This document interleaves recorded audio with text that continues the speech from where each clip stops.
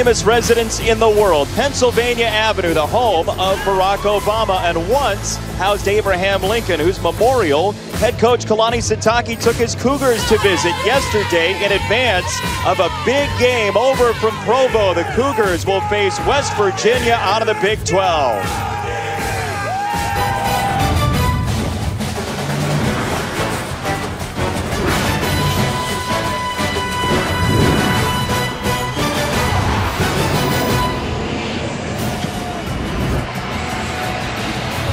From just outside our nation's capital, it's the home of the NFL's Washington Redskins, FedEx Field, Landover, Maryland. West Virginia still unbeaten, ready to tangle with 1-2 BYU over from Utah. Thanks for joining us once again. Jason Benetti alongside Kelly Stauffer. Paul Carcaterra is down on the sideline. The Big 12's unbeatens are dropping like flies. There are only 2 remaining. West Virginia is one of them. Is the demise of the Big 12 a little bit premature? West Virginia has a tremendous opportunity. BYU's a good football team. They win this one, they have a lot of good things in store for them going forward. Questions from BYU all arise right now from the quarterback position. Taysom Hill, Tanner Mangum. Taysom Hill's had a fantastic career. He was thrust onto the national scene because of that game against Texas a couple of years ago. 259 yards, 3 touchdowns. But the injuries have really mounted.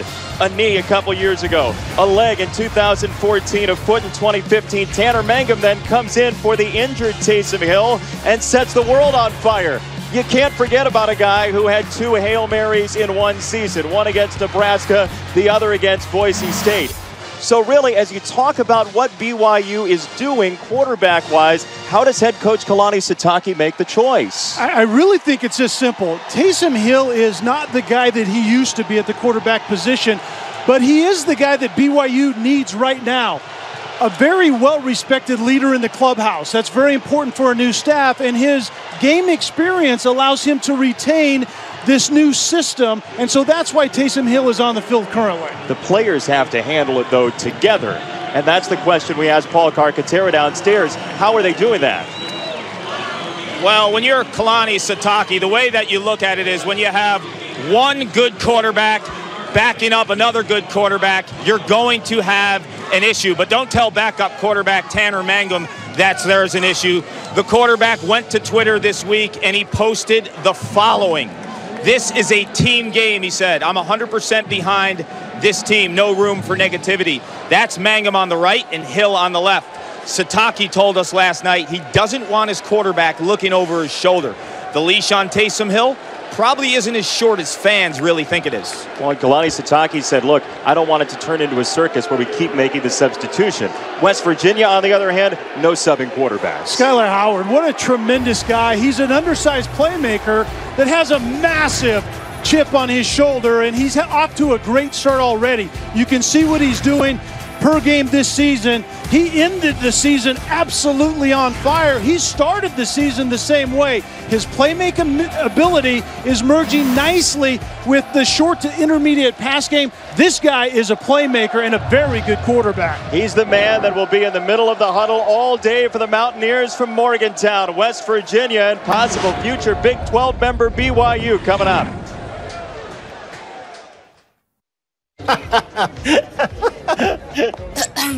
Hey, Nikki, what are you doing here? You tell me, Steven. What? I'm snapping. You've been streaming my videos all morning, now you're with this thing? No, it's not you. It's Verizon. They limit my data. I had to choose. Come on, girl. Let's get us a man with unlimited data. Why pay Verizon more for data limits? Introducing T-Mobile One. One price, unlimited data for everyone. He is the most interesting man in the world. ¿Crees que habrá alguien tan interesante como él?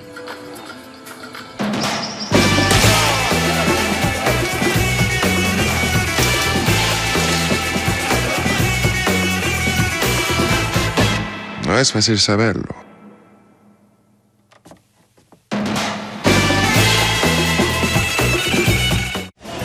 Some of the most iconic moments in American civil rights history have happened there across the Washington Mall and the Washington Monument as West Virginia and BYU get together How'd they get here, though, is the question. West Virginia's from Morgantown, which is outside of Pittsburgh. It's not that long of a way, just a couple hours for WVU, but BYU has been on the road over and over again. They've traveled east quite a bit. It's a long trip for the Cougars from Provo, Utah. Overall, grand total of 2,000-plus miles. And so you give the offense a moment to breathe. BYU will defer. The West Virginia Mountaineers will have it first. As an offense that has helped the Mountaineers go to 2-0 so far. Wins over Missouri and against Youngstown State. Shelton Gibson from just outside his end zone, and he is swarmed under at the 11-yard line. Kick coverage from BYU starts strong. Sawyer Powell on the hit, and out comes Skylar Howard, the quarterback whose completion percentage is significantly up this year through 2 games. And I think what we're seeing, Jason, is a much better understanding of the short to intermediate pass game. And so you can see in those short to intermediate passes, he's up about 15%. He had an amazing bowl game last year, 532 yards through the air, 5 touchdowns. He has a 5-touchdown game already this year as West Virginia is off a bye week. And Russell Shell is the tailback, the Pitt transfer. Howard to throw on first down. Has a completion to Javon Durant, and he's going nowhere. Fred Warner with the stick, second down coming up. Well, West Virginia wants to play really fast today, and BYU defensively is very sound. They're very aggressive, but they're going to force this West Virginia offense to get through some clutter early. West Virginia, a team that's been more pass heavy than run heavy in terms of play decision, goes with Shell on second down, and this is a very stout BYU defense, 31st in scoring defense in the country. And that's exactly why West Virginia wants to go fast, but they want to accentuate their speed out in space.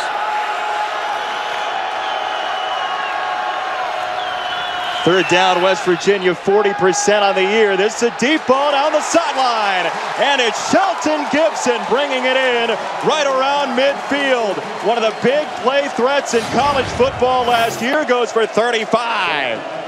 The vertical threat is Gibson, and Shorts works inside, but this time it was 2 twin vertical routes outside. Durant had the other one. Team speed is a major factor for West Virginia in this game, as Karan White, the brother of Bears wide receiver Kevin White, has a catch of 8, and there's the pace for Dana Holgorsen in West Virginia. Yeah, they're already going fast, and the matchup is going to be, how does BYU hold up in the back end? It's a secondary that's been rather opportunistic this year when they can get their hands on the ball, but Jovan Durant has his second grab to move the sticks as the linebacker Fred Warner chopped him down. First down, West Virginia. And Jason, you said it, BYU is not who they want to be in the secondary yet. They want to be an aggressive man-to-man team on the back end, and they just simply don't have that personnel at this point in time. A lot of freshmen at the cornerback spot for BYU, though the Cougars have intercepted 6 passes this year. That's tied for 6th in the country. A huddle for West Virginia. Don't get used to it for Dana Holgorsen's team. On the ground, Shell, and one of the things Dana Holgorsen talked about with Russell Shell is sometimes he's a little bit more of a plotter than a decisive runner. He's caught going horizontal that time, second down. Yeah, and Shell is the guy that has to be kind of a one cut and downhill type of runner. Blitz shown. Another run for Shell, and he's dancing in the backfield to gain maybe a yard. It's third down and long as we take a look at the impact players, brought to you by Essilor Verilux. You can see Gibson we've already seen on the vertical route. Shorts is the guy who works between the hashes, and then Pa'u is the middle linebacker for BYU that had 19 tackles a week ago. He's a volume guy that has to be active today. A dangerous sophomore in the middle of that defense. Howard to throw on third down. He tucks it. Skylar Howard on the run. He's short of the line to gain. And West Virginia wants a flag as Francis Bernard came streaking in after a gain of 5. And decision time. Yeah, this is decision time. And Dana Holgorsen is not only going for it, he's going for it very quickly. BYU has not seen a team go for it on 4th down against the Cougars this year. West Virginia has not gone for it on 4th down this year. This is 4th down. Quick set. Howard to the outside. Has a completion. Karan White. First down, Mountaineers.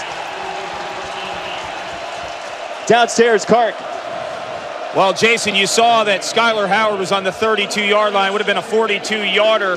When we spoke to Dana Holgerson this week, that was the range of the kicker, Molina. So they're going to go in that range right there. Their regular kicker, Josh Lambert, suspended today. This is the 3rd of a 3-game suspension. As West Virginia to the air again. Devontae Mathis, the 5th wide receiver, crashes down to the 11-yard line. Oh, a machine-like drive for West Virginia on the opening possession.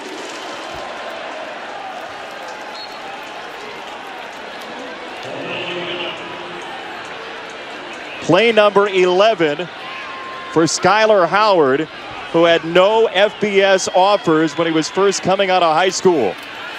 Quick throw, Shell out of the backfield, and Russell Shell hogtied by Hadley inside the 10. Dana Holgerson's offense is really about leverage and account inside the box. They teach the quarterback to count the box, and they teach the quarterback, Jason, how to understand leverage. And sometimes it looks somewhat like a tennis match. It's to one side, back to the other side, but you have to sustain the football in order to go fast, and West Virginia's doing a great job on this opening drive. Skylar Howard, 6 for 6, 75 yards on this drive. On the roll, Howard the hit, down to the 2-yard line. As West Virginia continues to move the football, Kai Nakua with the stick. That was Elijah Wellman, the fullback, out in the flat. It was a run fake to one side, and then you boot Skylar Howard out to the left side, and he found the fullback out in the flat. But we also see Pa'u from his middle linebacker position just drops the hammer. Very physical defense, but can they hold up on this speed for West Virginia? There is a first down available. It's 3rd down and 1 from the 2. Howard flags and no play. No play. That is not a touchdown. Gary Jennings will have to wait on the celebration. Referee is Matt Austin.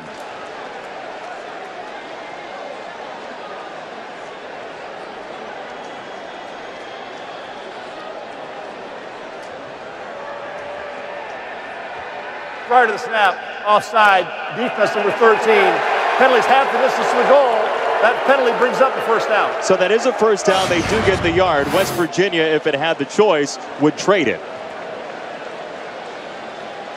BYU is wanting to get after them right up the A-gap, and that's where I think the experience with Skylar Howard shows up, because he used the snap count to his advantage, and you can see the effect that it had on BYU defensively. Shell in the backfield, 1st and goal, West Virginia. Howard on the run, pushes in for a Mountaineer touchdown. There is a flag down. We'll check the marker.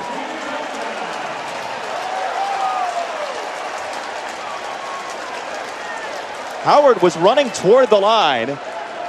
Maybe at the snap, we'll find out.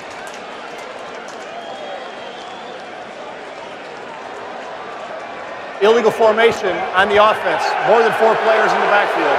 5-yard penalty, repeat first down. Yeah, typically that just means a receiver that doesn't really have anything to do with the play was not on the line of scrimmage like he should have been. But Howard, you're right. He did the right thing. He went from the shotgun snap up into the line and took the snap under center. And just too many guys in the backfield. So move it back to outside the 5-yard line for West Virginia. 1st and goal once again, opening play of this game. On the ground, Shell picking his way. Touchdown! The Pitt transfer, Russell Shell, is in for the opening score. Shell is the physical runner in that run game for West Virginia, but he's also the experienced, patient runner, and that was a patient run. He just presses the line of scrimmage. He lets the play develop. There's the softness, and he gets in the end zone. That was good stuff by Shell.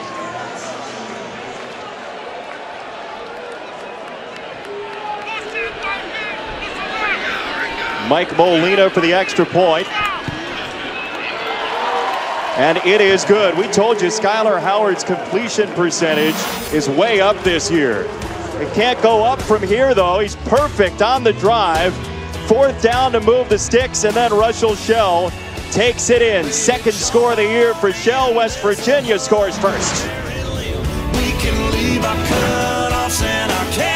Better life. Mountaineers fans can tailgate. If you've been to Morgantown, you know that. They've brought it here to FedEx Field in Landover, Maryland. A lot to celebrate on that opening drive for Dana Holgerson's crew, trying to get to 3-0.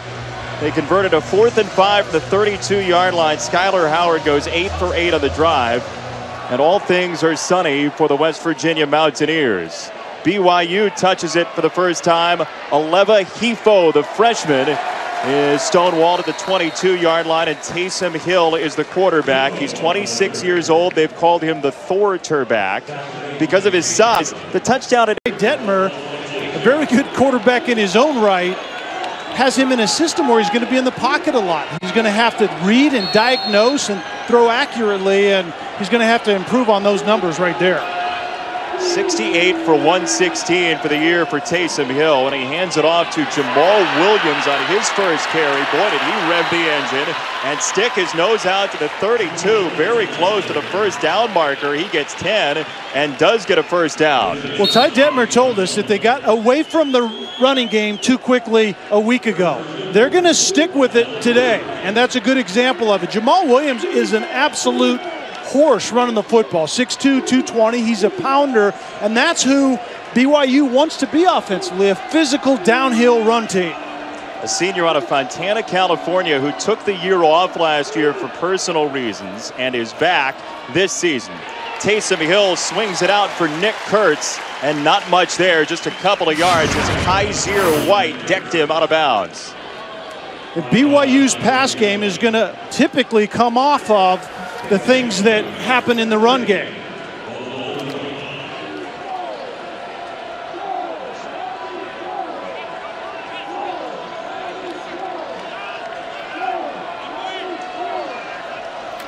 Second down coming up. Williams to run it.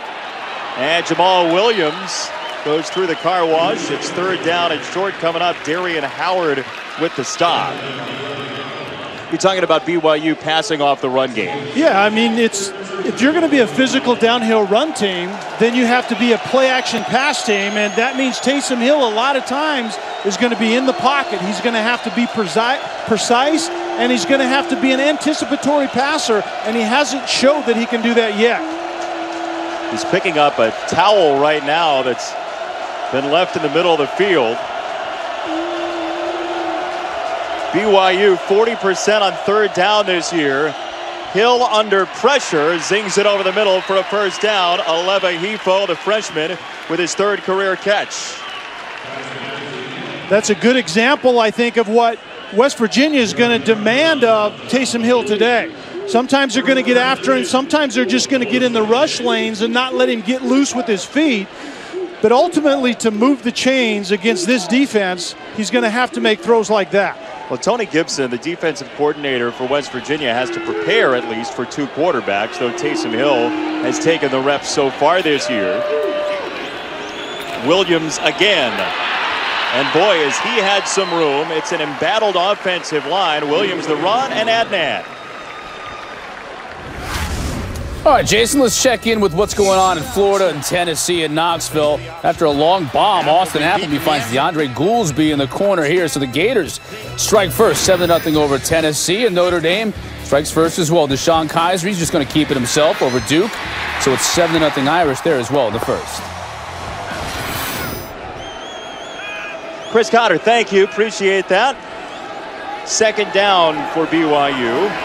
Jamal Williams has had a strong start to this game. And And he continues on the ground. It is a first down for BYU. BYU is making a transition back to big offensive linemen. Ty Detmer runs a pro-style system with some West Coast influence because that's who molded Ty Detmer as a quarterback. And so BYU wants to be big up front. They want to get off those double teams onto the second level, and they want to really shorten the game. They want to limit the touches that West Virginia and Skylar Howard get on the other side of the ball. Williams is out. Squally Canada, the Washington State transfer, is in, and Hankey's come at the feet of the BYU offensive line. False start, 59 offense, 5-yard penalty, still first down. Thomas Schoaf, who's in at right tackle, jumps a little bit early, and these are the type of things. Now that was a pre-snap penalty on first down, and so now BYU has to prove offensively that they can overcome it, and we'll see if they do it on this drive. Talked about the offensive line struggling for BYU. Ului Lapuaho, the starting right tackle, normally did not make the trip. So Schoaf is on, playing that right side. Taysom Hill with a flag down, goes headlong toward the 40-yard line. Sean Walters was there to hit him, and we'll check the marker. Looks like it's on BYU.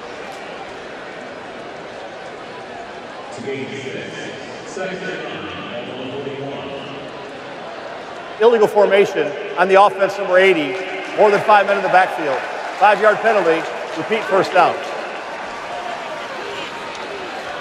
Kalani Sitake is in his first year. He's the first FBS head coach from Tonga. He only lived there for a couple weeks early on in his life. We're very proud of his Tongan heritage, and a guy who's loyal to his starting quarterback, Taysom Hill, for a lot of reasons.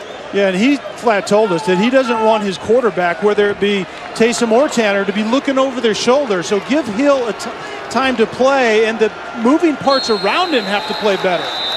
Timeout, BYU. We'll step aside. West Virginia scored on its opening drive, 7-0 Mountaineers. 10 a.m. Eastern, Sunday, NFL Insiders Sunday edition. All the injury news, fantasy updates, early breaking stories. Then at 11, the new Sunday NFL Countdown crew. Berman, Dilfer, Woodson, Hasselbeck, Moss, right up to kickoff. Both shows also streaming live on the ESPN app and Watch ESPN. Carson Wentz has some good company through a couple games in 2016. Nice. How about that? Look at that crew. That's a pretty good group right there. 4 highly thought of quarterbacks. Eddie really likes that, doesn't he? Highly thought of quarterbacks. That's right. Especially in our circles. That. Strike up the band for Kelly Stauffer. Right. BYU out of the timeout has first down and 20. Taysom Hill off of play action. Feet were moving. He still zips it in there and has the penalty yardage back to Colby Pearson.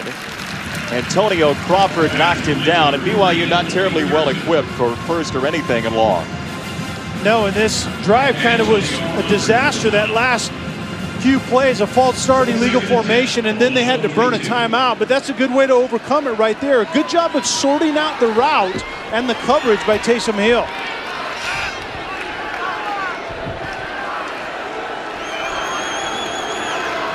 Jamal Williams back in, and Williams has a couple. We check in with Cart.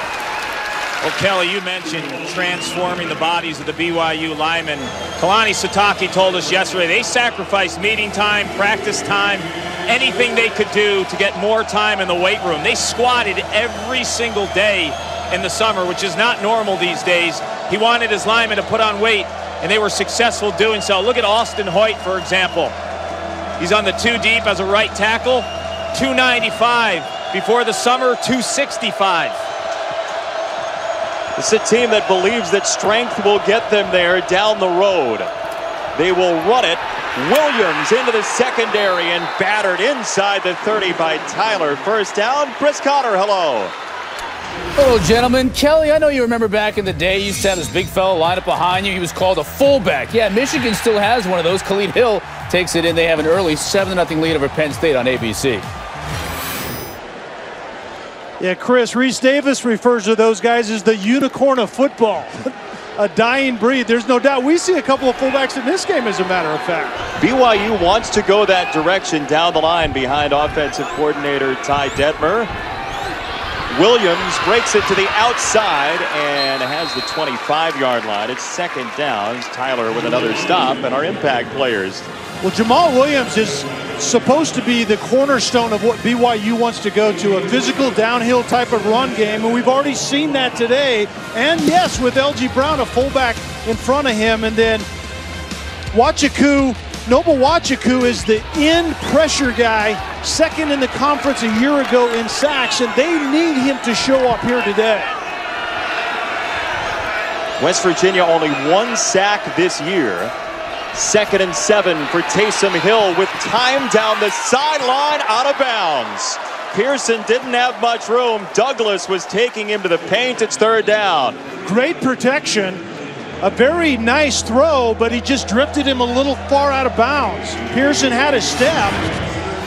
Protection has been a problem for BYU, and so a nicely formed pocket is going to make Taysom Hill much more comfortable. And then he finds the right receiver and just throws the wrong ball. First 3rd and long today for BYU, which has converted on 3rd and 2 and 3rd and 4 so far. Just a couple of drives in, the first quarter nearly bled down. Hill with pressure coming over the middle. Mitchell Juergens diving. Touchdown.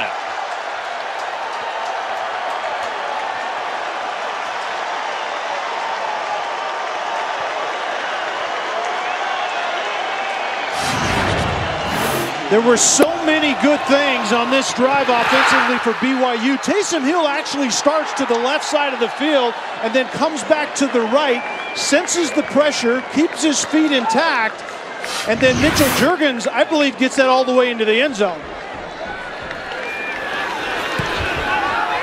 Extra point for Rhett Almond is good, and BYU has its first touchdown of the season in the first quarter. 7-7 BYU, West Virginia.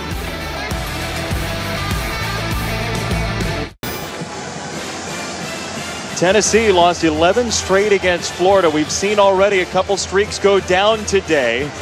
Maybe we'll see another one later on tonight. UCLA's lost 8 straight against Stanford in a dandy in the Pac-12. By the way, Ole Miss today, I mean, don't count them out either. The defense scores. The offense played very well. Lost a couple of really, really tough ones to decent teams. Alabama may be the best team in the country, but Ole Miss is for real. Returnable kick again for Shelton Gibson of West Virginia, and he has no help on the outside. All white jerseys as flags come flying in.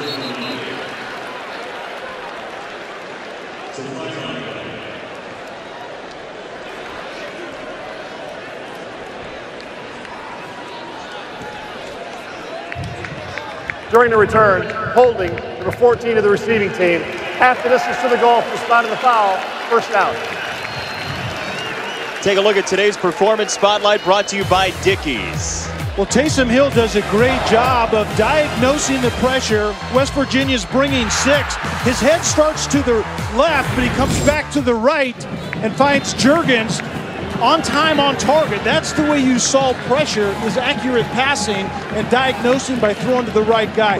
That was a terrific answer by a BYU offense, Jason, that has struggled mightily. The BYU coaches challenged Taysom Hill this week. They said, look, we want a little bit more. He was out to practice maybe 10, 15 minutes earlier than normal, and we see a very strong drive for BYU, maybe the best first quarter drive for the Cougars this year. Justin Crawford has checked in as the tailback as Howard goes to the air and stays perfect. This is Da'Keil Shorts, the inside man for the Mountaineers in the slot. Second down on the way. And this is a drive of adjustment for BYU defensively. They have to find something to disrupt the rhythm and timing of Skylar Howard in this offense. It's an offense that's built on rhythm. It's kind of like a rhythm shooter in basketball. You have to find a way to play some defense, block a shot, deny him the ball, whatever you have to do, and BYU has to get an answer on this drive. Is it in play calling or otherwise? I think it's both. Howard, loads of time, down the middle, even more room. Shelton Gibson across the 35, and a first down. It's a gain of 26 as Harvey Longy had to get all the way downfield from the D-line for the tackle. The lack of pressure right now by BYU is giving a quick receiving corps for West Virginia time to find the voids. Crawford, the speedster running back, finds a crease. Crawford off to the races and inside BYU territory. Dana Holgorsen told us that they want number 25, Justin Crawford, to get more touches. He's a JUCO kid that's still trying to find his way into the system, but he brings the splash ability to this offense. Howard off play action. This is a dangerous ball, and it's incomplete. Looking for Karan White. Michael Davis, the defensive back, was closest to it. And Davis has that senior experience on the back end. He's one of the only experienced guys back there, especially at the corner position. And he was matched up that time on White, who tried a kind of a stop-and-go double move. It was a deeper double move, but he didn't get Michael Davis, the wily vet, on the back end to bite. That's the first incompletion today for Skyler Howard. He's 10 for 11 for 107 in the first quarter. Out of the backfield, Crawford was in motion, and Crawford finds his way out of bounds at the 36-yard line. It's third and manageable for West Virginia. And Jason, if you remember what Dana Holgorsen told us, he said Crawford's that guy where you don't have to block them all. And we've already seen that. He has some quickness to it. JUCO All-American coming over to West Virginia. Howard, quick hit again to the outside for a first down. Javon Durant, the sophomore wide receiver, moves the chains. Right now, West Virginia is trying to get BYU to tighten coverage so they can go over the top. BYU right now is staying in their shell coverage on the back end. Two high safeties. Moving down to a minute to go, first quarter. Down the middle, intercepted. BYU with yet another pick. It's Butch Paul all the way to the 40-yard line. The Cougars intercept their 7th of the year. A 20-yard return. Don't come late across the middle, and that's what Skyler Howard did. He had Crawford on a swing out to the left side. He looked at him and then went late to Durant over the middle. You can't do that, and Pau made him pay. Pau is the middle linebacker, simply reading the eyes of the quarterback. You come late in there, and it's going to go to the other team a lot of times. Butch Pau, who they moved Harvey Longy to defensive line for. Pau, the sophomore, was so good, they took one of their best defensive players and changed his position. Now, Taysom Hill back to the controls for BYU. Jamal Williams, the running back, has had a stellar quarter, and he caps it here. Williams to the 20-yard line, and inside the 10. Crawford danced out of bounds with him. First and goal, BYU. An offensive line that was challenged this week as well in a zone scheme out front. You can see the offensive line getting to that second level, covering linebackers up, and then Williams doesn't need a lot of room. He's a pounder, but his speed is vastly underrated, and you could see it on that play. You know where he got it from. His mother was a sprinter at UCLA. Jamal Williams sets up a first down and goal for BYU. He's over 100 yards already and will lose one there. Kaiser White clipped him, second and goal.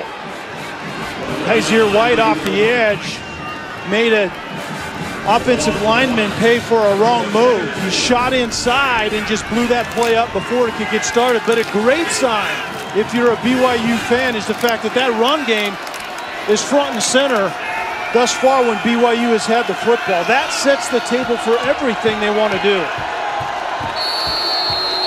And that'll do it for quarter number one. First 3 games this year, 126 yards on the average on the ground for BYU. Already Williams over 100. West Virginia got on the board first, but BYU responded in kind. We're deadlocked at 7 just off our nation's capital.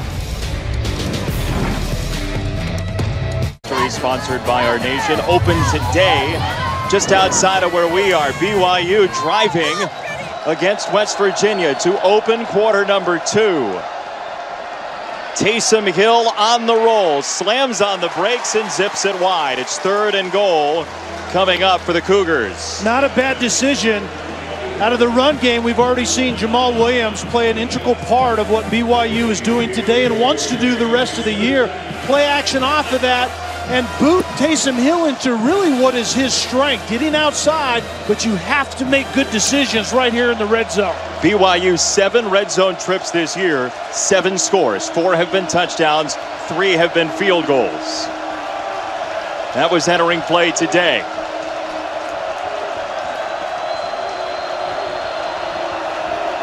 Taysom Hill, 3rd and goal. Hill on the scramble, giving ground. Hill just outside of the goal line as a flag has come in. Ball marked at the 1, and we'll check the hanky. It's Colby Pearson down to the 1-yard line. I think Pearson might have gone out of bounds and came back in and was the first one to touch that football. There's an official without a hat. That's a signal of that. The official will throw the hat when an eligible receiver goes out of bounds. If he's contacted and goes out, he can come back in and catch it. But if he's not, then it's illegal touching of the football. And that may be what we see here. How about Taysom Hill, the extra official? Yeah, no part kidding. of the conversation. It's amazing that they're letting him in that conversation. We have 2 fouls on the play, holding on the defense. Illegal touching on the offense. Receiver went out of bounds and was the first to touch the pass. Those fouls offset. It'll be 3rd down. They'll replay the down.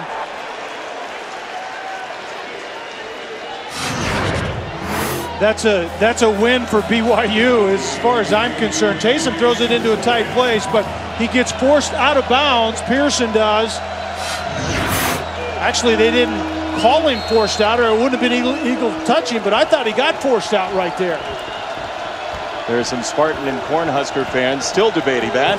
Yeah, no doubt. And that is the standard. If he's forced out, he can come back in and touch it. We'll redo 3rd down and goal. Taysom Hill, near side, batted around, incomplete. Pearson was jostling with Antonio Crawford, and it's kick time for BYU, we think. Hill got away with one there. Crawford had tight coverage on Pearson and actually made a better play on the ball than Pearson did. Taysom Hill is very fortunate Antonio Crawford isn't running into the end zone about now. So it's up to Rhett Almond, who's regained his spot as the starting kicker with an injury to the freshman Jake Oldroyd. Almond was the opening starter this year and mishit a couple. This one is good, and BYU has taken its first lead today, a long way from home in Provo. At Notre Dame, guys. Well, Brian Kelly was very clear this week. He said we need to coach better. Who that was referring to specifically, maybe everybody, maybe one guy in particular, but that's not a score he's going to be happy with right now. No doubt about it. But sometimes saying we have to coach better is also cracking the whip on your players. You know, it's the same kind of thing. It's kind of reverse psychology on children.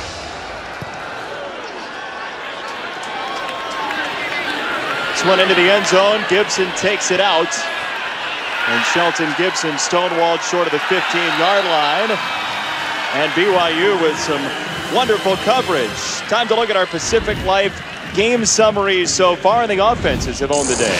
Yeah, 2 offenses that got off to great starts because 2 quarterbacks got off to great starts, and the running game for BYU is front and center. And we talked about how hot Skyler Howard is this season, and he continues it today, but that one bad decision with the pick that he threw to Butch Pau is the difference in this game right now.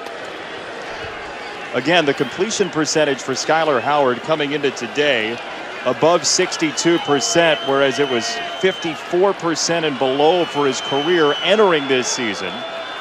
He's got Crawford next to him and out in motion on first down. There's the running ability for the former high school running back, Skyler Howard. He played quarterback, then went to Stephen F. Austin after his high school days, was a preferred walk-on at Stephen F. Austin. They moved him all over the place. Fullback, running back, wide receiver.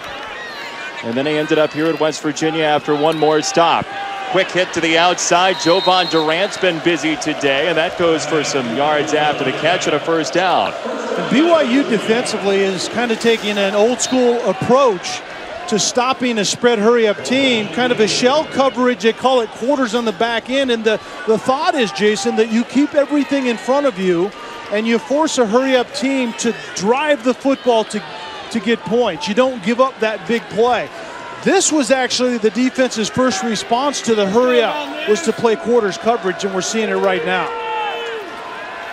Howard on first down, fading away, throws the quick screen. Crawford across the 30, and Crawford out of bounds, just short of the 40-yard line. Carton.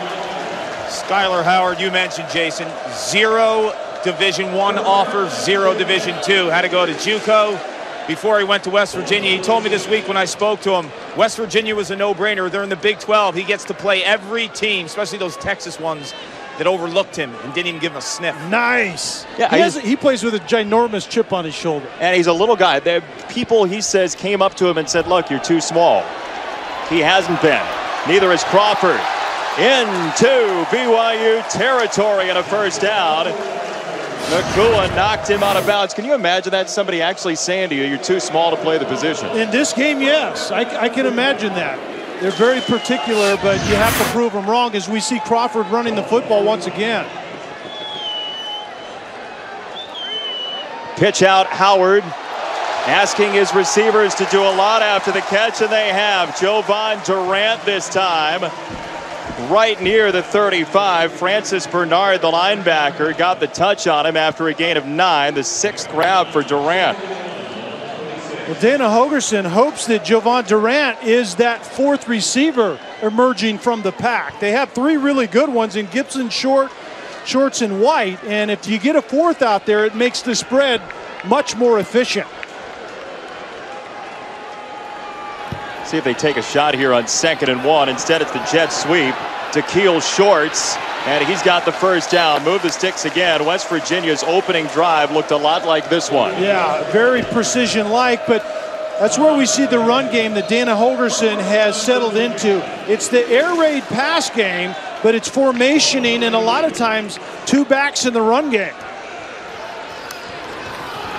Russell Shell, the bruiser of the 2 tailbacks, is stacked up. Dana Holgorsen says, look, don't call us high octane, don't call us air raid, even though that's kind of the tree we're on. He does like to dedicate to the run game, and said at points in his tenure, they've almost been too obsessed with the run.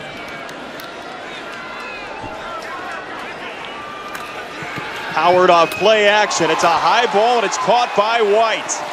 One of the 3 brothers White to come through West Virginia. It goes for a first down in the arms of Hadley. Karan White climbs the ladder and snatches this ball at the high point. That was tremendous. It was on target to be airmailed, and White comes down with it. Shell on first down, running behind Wellman for a couple yards. You know, Jason, it's really a misnomer about the spread teams. It's not really spread it to run it or spread it to throw it. It's a spread it to count the numbers and do whatever the defense allows you to do. And Dana Holgorsen has gotten much better at that lately here in this offense at West Virginia. What's the change? I think it's just the mentality and the ability up front. Their offensive line has gotten much better in the run game. They're much better in pass protection, but I've covered him before in the past where he's been really frustrated with not being able to take advantage of favorable run boxes. 2nd down and 7 for Howard. Still yet to be sacked this year. He throws it up and incomplete, out of bounds, looking for Shorts in bracket coverage. 3rd down. And Howard simply missed White on a skinny post over the middle. White hit beat Michael Davis to the post, and for some reason, Howard was looking to the left to begin with. It was a middle open look, and the quarterback, Skylar White, missed Karan Howard.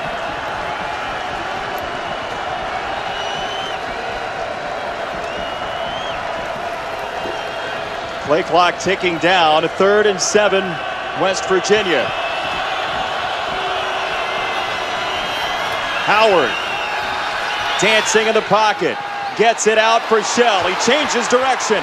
Shell inside the 5. What a run by Russell Shell. First and goal, West Virginia. Tony Dorsett's nephew gets him inside the 5. Really good pass protection led to this because there was so much time that Skyler Howard could go from the left where he had one receiver, ended up going to his trip side, and then finally finding his running back Shell outside, and Butch Pa'u lost contain on Shell. Right back there, Shell puts his head down and in. Touchdown, West Virginia.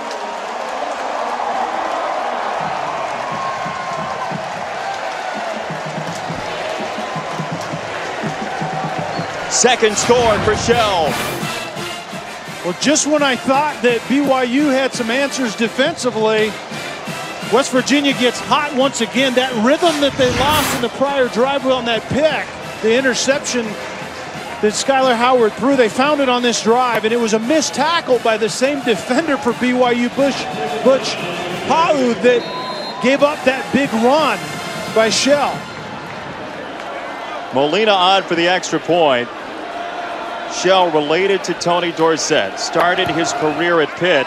He even played in high school at Hopewell, where the stadium is called Tony Dorsett Stadium. He's out of the shadow of Uncle Tony and into the end zone twice today. West Virginia leads again. That first picture was teenage heartthrob Ty Detmer. He's also the Heisman Trophy winner from 1990. 41 touchdowns this year, nearly 5,200 yards. Now he's the offensive coordinator for BYU, and an offense that has a quarterback that feels a little bit maybe like a square peg in a round hole. Yeah, I think Taysom Hill was recruited to run a spread hurry-up under Bronco Mendenhall and offensive coordinator Robert Anai, and now they're going kind of back to the future. BYU X's and O's again, Lavelle Edwards and Norm Chow, and that's what Ty Detmer is in charge of, making that transition with a quarterback that may be better at doing other things. And that's a troubling kickoff for West Virginia. We'll check the marker. We believe we know what it is. Free kick out of bounds, 48 of the kicking team. Ball will be spotted at the 35, first down. Well, the BYU offense last season put up some gaudy numbers, whether it be Taysom Hill early in the year or Tanner Mangum later on in the season.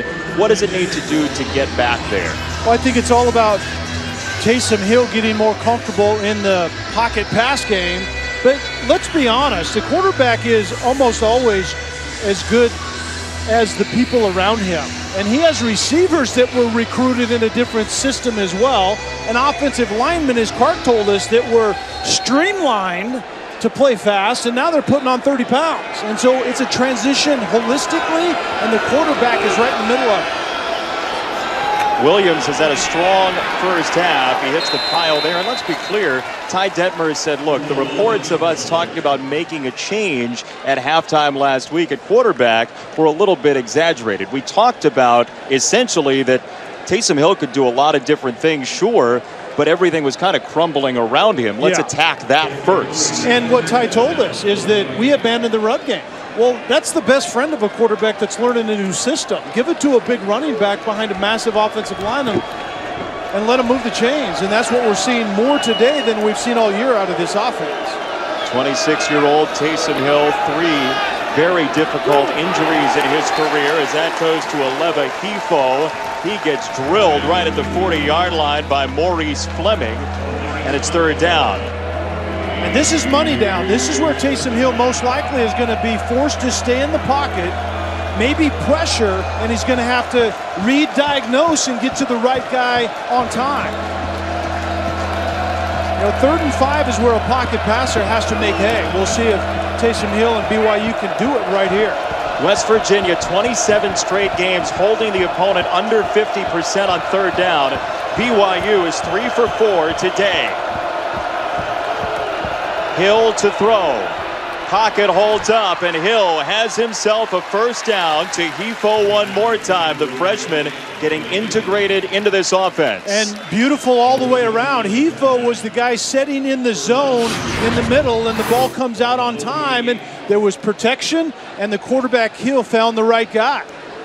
Really good protection, a prototypical pocket, and then the ball comes out to the right guy in the right place. There was a vertical route outside, creates a void right there on the numbers, and that's what had to work, and it worked well in the change move once again. Play action for Hill. Quick hitter on a drag route. It's Nick Kurtz for not much. Taysom Hill has been through so much. Mentioned he is 26 years old. He's 11th active in total offense in FBS football, but the injuries piled up. I mean, you look, a broken leg to end the season 2014, the LCL. Those two in 2012 and 2014, he was hit by the same safety for Utah State. The career is over for most players with just one of those things. And he's fought through three of them. To me, Taysom Hill is what college football is about. Why would that guy want to play a sixth year? Because he loves the game and wants to play for a university that he believes in. I love that stuff. He had a choice to transfer. That was available for him, and a whistle before this snap. Before the snap, false start, 76 offense. 5-yard penalty, still second down. Let's check in with Chris. And let's check into the... Florida, the best scoring defense in the country coming into today as Taysom Hill tucks it and gets across midfield. You saw that he was the high school player of the year in 2008. He was in the same recruiting class as A.J. Green and Julio Jones. That's amazing. Brock Osweiler was a quarterback that is now similar age, that is now like into his second contract in the NFL. That's what we're talking about. 26-year-old that has to learn to make plays on 3rd and 8 to move his offense here this afternoon. Moving down to 6 minutes, second quarter. Got to have the 42 for a first down. Hill had it tipped and batted again, incomplete. Maurice Fleming got the second piece of it, and it's punt time for BYU. I think David Long, the weak outside linebacker, got the first piece of it, but I think if you're BYU, you have to be encouraged because the protection has been much better than it has all year, and Taysom Hill is doing next level stuff in the pocket. He's starting to one side, reading through his progression, getting to the open guy, and that time someone simply got in the throwing line.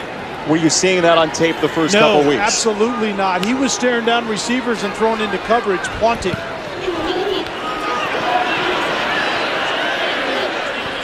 High kick that checks back to the 21 for Johnny Linehan. 14-10 West Virginia, just outside of D.C. Tonight after Arkansas and Texas A&M, Sports Center at night with Scott Van Pelt. Busy day, and SVP will do it his way. Sports news and highlights. Sports Center with SVP after college football on ESPN. Also streaming live on the ESPN app and watch ESPN. Kark, what do you have? Well, Jason, right before this offense took the field, he was breaking down everything with Skylar Howard. That's Dana Holgorsen, the head coach. This is his offense, even though he's the head coach. He's got his hands everywhere. So energetic, too. I saw his hat in 3 places, on forward, backwards, and sideways, and then he walked away, slugged a Red Bull. No, he did not. Yes, he did. Why do you think he has so much energy? You need to tell him to say no to caffeine. That dude does not need that. His offense continues to move. I mean, look, the offense goes tempo. The coach might as well go tempo as well, and right? And you know what? Skylar Howard is like the mere player of the head coach. I don't know that he's slugging Red Bull on the sideline, but that's the way Skylar Howard plays the game. Just like what Kark just described about his head coach. Crawford out of the backfield. Howard under rare pressure. He gets out of it. Howard tucks it and runs and finds his way out of bounds. Harvey Longy took him toward the sideline, and it's third down. 4 of 5 seasons to a bowl game for Dana Holgorsen. He has West Virginia well positioned. 1 of 2 unbeatens remaining in the Big 12. Baylor is left as well with a game against Oklahoma State. later on tonight. I think a really important 3rd and 3 right here for BYU. BYU offensively or defensively has to find a way to get off the field. They'll run it, and BYU swarms the run. Nowhere to go for Crawford as Logan Ta'ele, the senior defensive lineman, made the stop. I just have a sense that was an important drive for BYU defensively. I thought they had made a nice adjustment in the game. They're not really pressuring Skylar Howard a lot. They're playing a lot of coverage on the back end, but they didn't tackle very well, and that time they tackled well, and they're going to force a punt.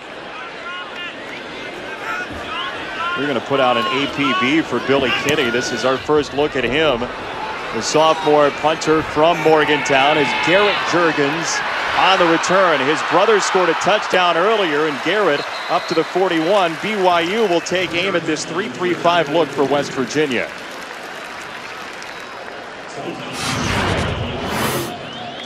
Yeah, West Virginia runs a 3-3-5, which is much better for what they play in conference. 3 down, 3 linebackers, 5 guys in the secondary. Essentially, they're always playing in their nickel, and sometimes that doesn't hold up that well against the run, and we've seen it multiple times today where Jamal Williams has made him pay for that. But on the defensive side in pass coverage, that's where it pays off. In conference, it's beautiful, but they have to hold up to what's turning out to be a pretty physical run game for BYU here early in this one. One that didn't really show itself on film the first couple weeks of the year for the Cougars.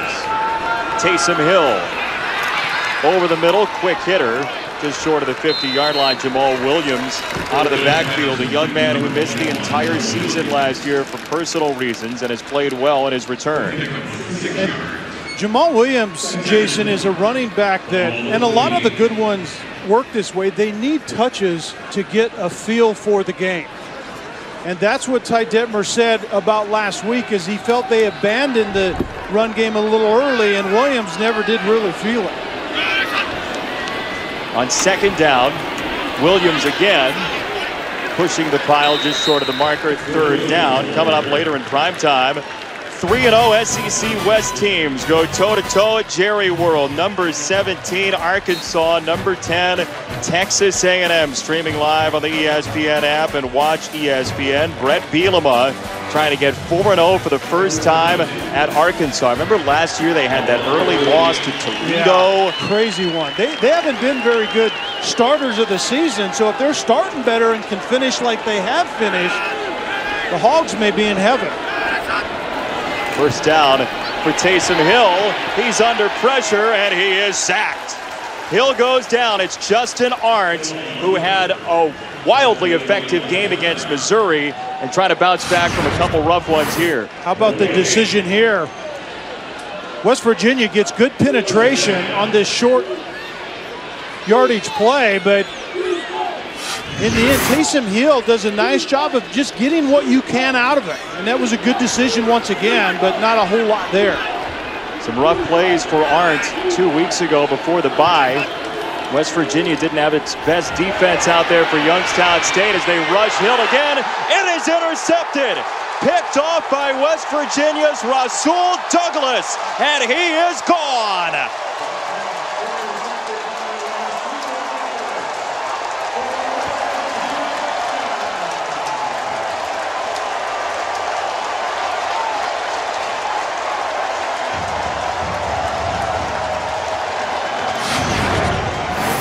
Jason, we've been talking about Taysom Hill making such good decisions today, but he's going to end up sliding up in the pocket and throwing lazy and out wide, and those things typically don't work very well. And Rasul Douglas makes him pay, but that was not a good decision when you're moving up.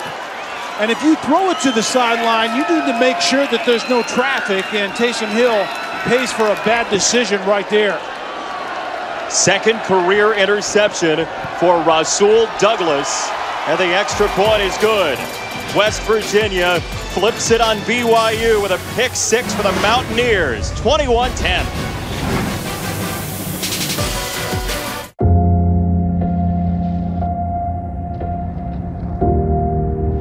A car should only be measured by one thing: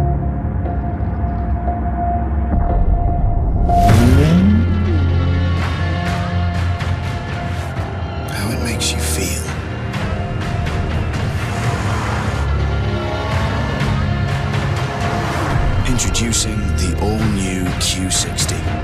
Infinity. Empower the drive. Is your lunch break a race against the clock? You run here, you run there, until everything comes to a screeching halt. Tick, tick, tick. Now is the time for a 5-hour energy protein shot. 21 grams of protein, the energy you need for the rest of your day, and 100 little calories. It's not lunch, it's energy and protein, and a lot faster than fast food. 5-hour energy protein shots. Energy, protein, 100 calories. What a lovely home you have. Is this your family? Yeah, that's my daughter, my son, and that's hey, Kool-Aid Man. Husband.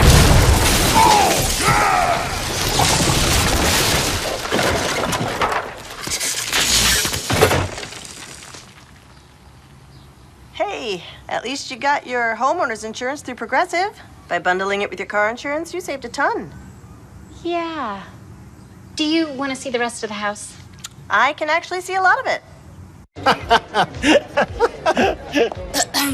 Hey, Nikki, what are you doing here? You tell me, Steven. What? I'm snapping. You've been streaming my videos all morning, now you're with this thing? No, it's not you. It's Verizon. They limit my data. I had to choose. Come on, girl. Let's get us a man with unlimited data. Why pay Verizon more for data limits? Introducing T-Mobile One. One price, unlimited data for everyone.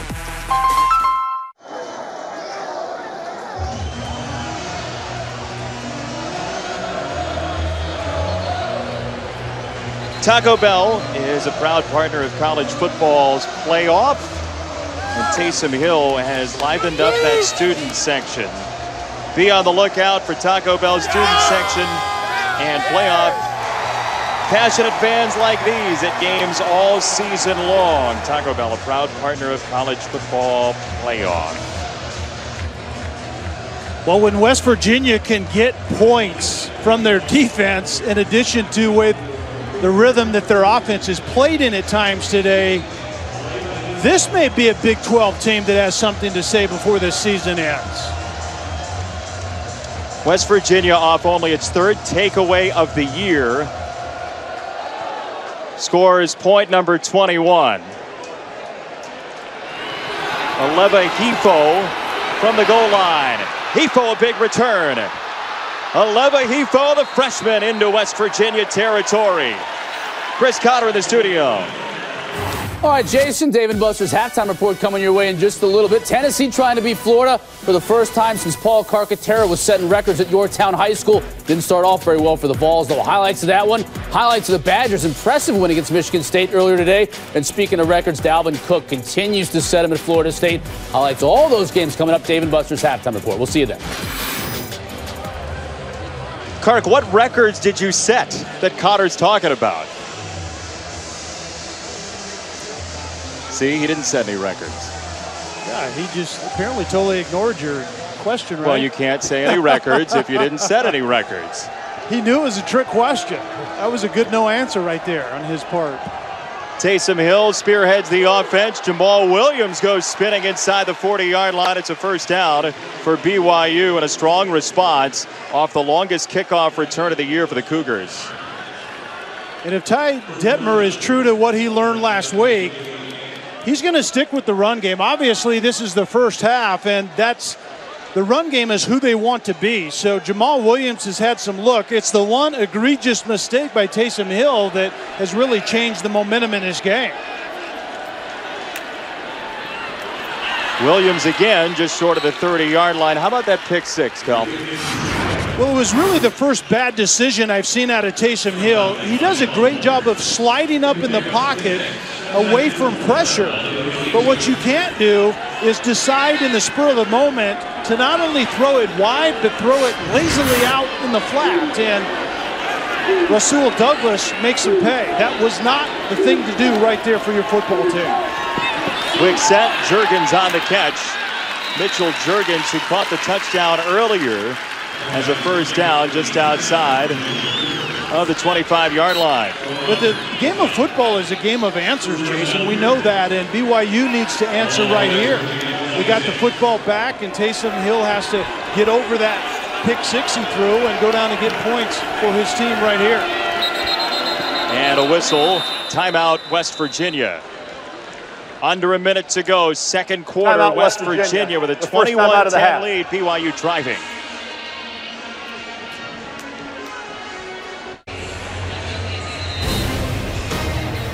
Week 3 Monday Night Football, to the Superdome we go. Matt Ryan of the Falcons, Drew Brees and the Saints, 8:15 p.m. Eastern. It's the 10-year anniversary of that amazing game post-Katrina.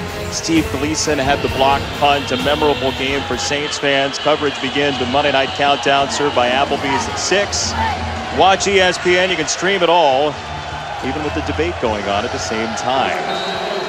Eyes will be on that here in our nation's capital. BYU has a first down driving for the 26-yard line of West Virginia. Taysom Hill takes it straight up the gut, and that's some of the stuff we've not seen under Ty Detmer, the design runs. 2 timeouts remaining for the Cougars, now down to 1 with that one. Yeah, good use of the timeout. They had 2 of them, and the rule of thumb is when you get under a minute, burn one of them, and that's what BYU did. But the ability that Taysom Hill has to run the football, Jason, allows them to essentially present a 2-back running game, even though they have 4 wideouts in the game. And that's what Ty Detmer has to learn to use. Ty couldn't do those things himself, so he has to learn to do it with a quarterback like Hill that can. Ty had a nice NFL career, but there are certain things that he could do. And that was not one of them. Taysom Hill, we told you about the 2 quarterbacks off the top. Your assessment of how he's played in the first half? I think outside of that really bad decision, I have really been impressed with the jump he's made with his pocket presence, going through progressions. But you know what helps that? Pass protection.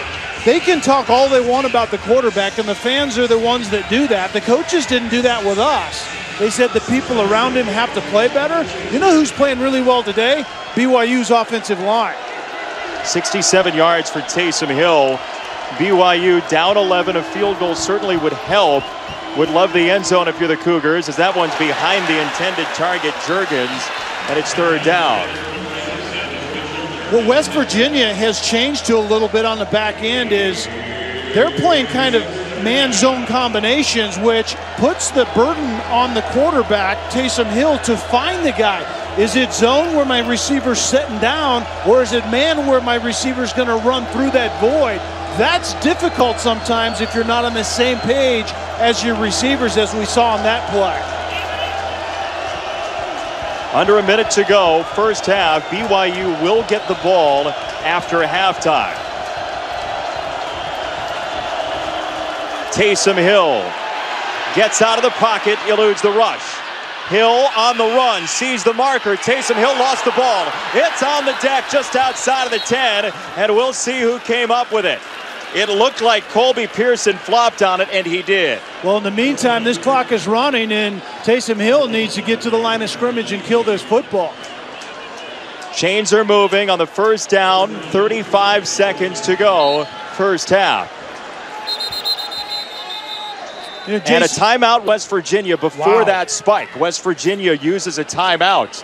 Very interesting call. I'm not sure about that. Why would you do that?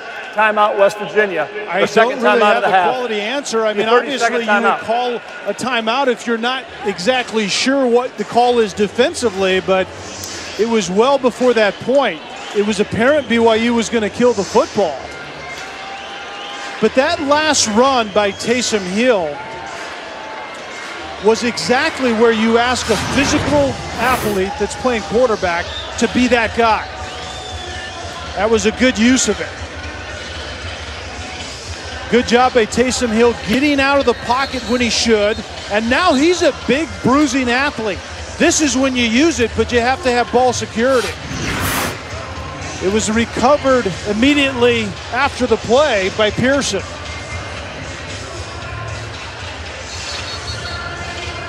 Kark, what do you have?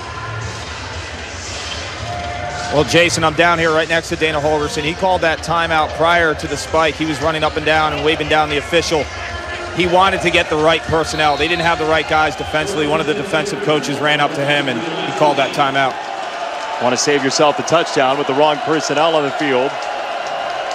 Taysom Hill will run it across the 10, Jamal Williams. BYU has a timeout remaining, and Taysom Hill's trying to use it right here. He does. He draws the attention of Matt Austin. The third and final timeout of the half. 5 seconds to 30-second go timeout. in quarter number 2. Coming up tonight on ABC. Correction. A Pac-12 showdown. It's a full timeout. Thank you. Heisman frontrunner Christian McCaffrey, number 7 Stanford against 2-1 UCLA, which just beat BYU in a close one last week. Streaming live on the ESPN app and watch ESPN. David Shaw has done a magnificent job with Stanford. Yeah, he took over for Harbaugh and hasn't skipped a beat. And UCLA, I watched their defense against BYU last week on tape, and they're the real deal as well. I think this is going to be more than just a speed bump for Christian McCaffrey and Stanford offensively. If you're BYU, what's your play selection here? That run was a little curious, don't you think? I was going to say the same thing. I don't agree with the play. Obviously, you think you can catch them off guard because you've been running it successfully. But the result is you have to burn your last time out if it doesn't work, and that's what they did. So now what I think they're forced to do is probably get Taysom Hill on the move a little bit. Change the launch point, as it's called, get him outside the pocket, split the field in half, and let your sixth-year guy make a quality decision in the red zone. 26-year-old Taysom Hill, 2nd and 7 for the BYU quarterback. Hill using all the pocket vertically. Flag down. Hill zings it, incomplete. A little bit too low, and we'll check the marker as he wanted Pearson at the 1.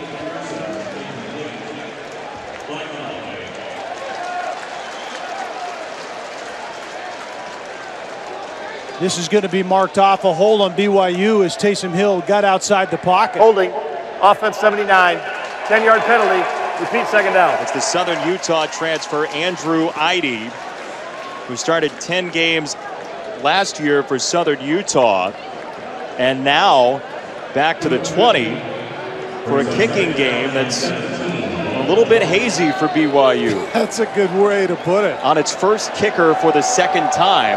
Yeah, the first kicker comes back. I don't know whether that's a good thing or not. Those guys tend to play in their heads a lot.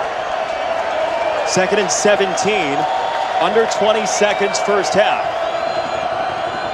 Taysom Hill to the sideline, room to roam for Juergens, and Mitchell Juergens inside the 10. Got to get to the line and spike this thing. Clock ticking down for Hill in the offense. Taysom Hill under center to spike it down. You can't spike the ball, Jason, with less than 3 seconds left. This half is going to be over with. And that's exactly what the signal from Matt Austin is. Wow. Bad decision by Juergens. First of all, not getting out of bounds, and that would have been a no-brainer. One more play into the end zone, but you have to have 3 seconds or more in order to spike it, and that was 2 seconds even down to 1 before Taysom Hill spiked that football. West Virginia's fleeing the scene. Ty Detmer's standing pat. And boy, that run and timeout sequence at about 30 seconds to go. Previous ruling of the clock expiring is under review. So this will be under review. Yeah, and it is certainly reviewable, a clock situation, but I was watching the game clock and I was watching Taysom Hill,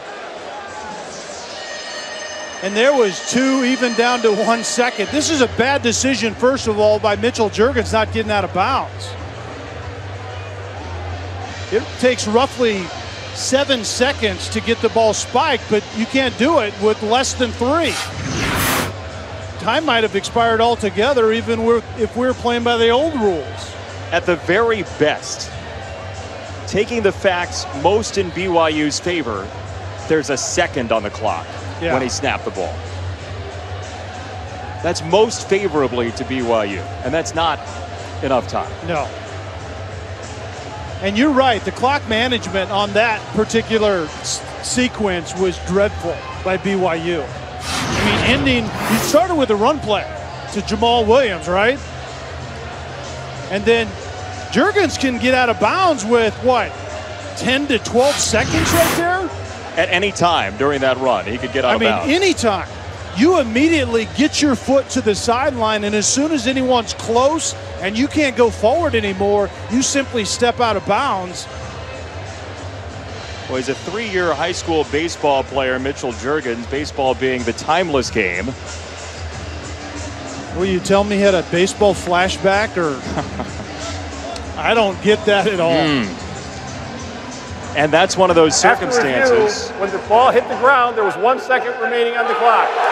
Please reset the game clock to 1 second. Clock will start on the snap. Wow. Dana Holgerson says, I got a question.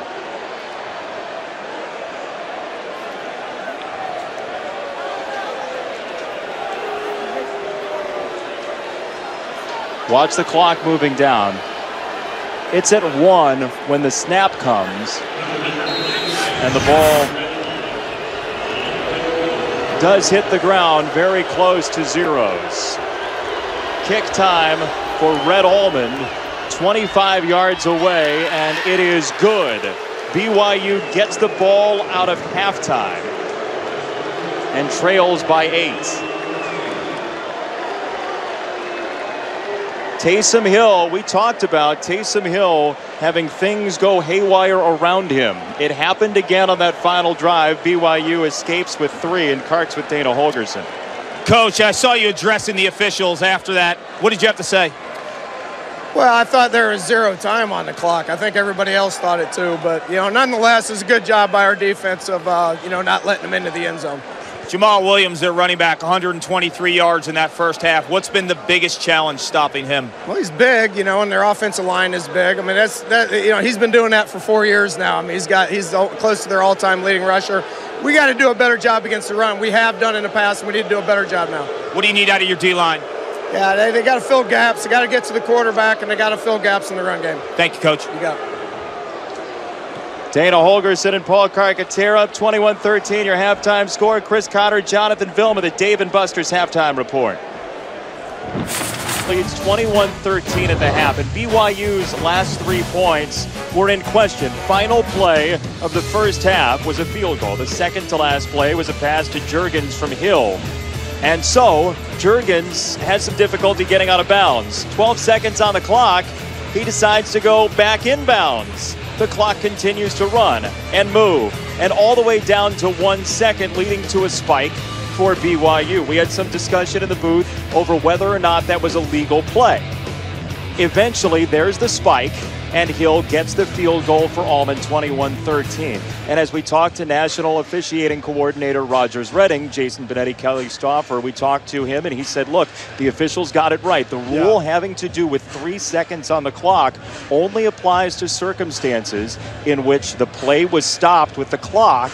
The official then starts the play back up. So because the clock was running, they had a reasonable expectation to spike at any point. Yeah, as long as the clock is running and you have time to spike it, you can do that. Exactly right. The 3 second or more rule has to do when the clock is stopped. And so there wasn't a first down on that play. And so the official had no reason to stop it. It's up to BYU to stop it however they can, and they killed it with maybe a little less than 1 second left. And if you're saying that doesn't sound equitable, right? That doesn't sound fair. Why would the offense get a break when the clock's running and they should be scrambling? The idea is the offense already has a first down and has a chance to take a break. That's the difference. The equity there for the defense is the offense then isn't allowed to spike the ball.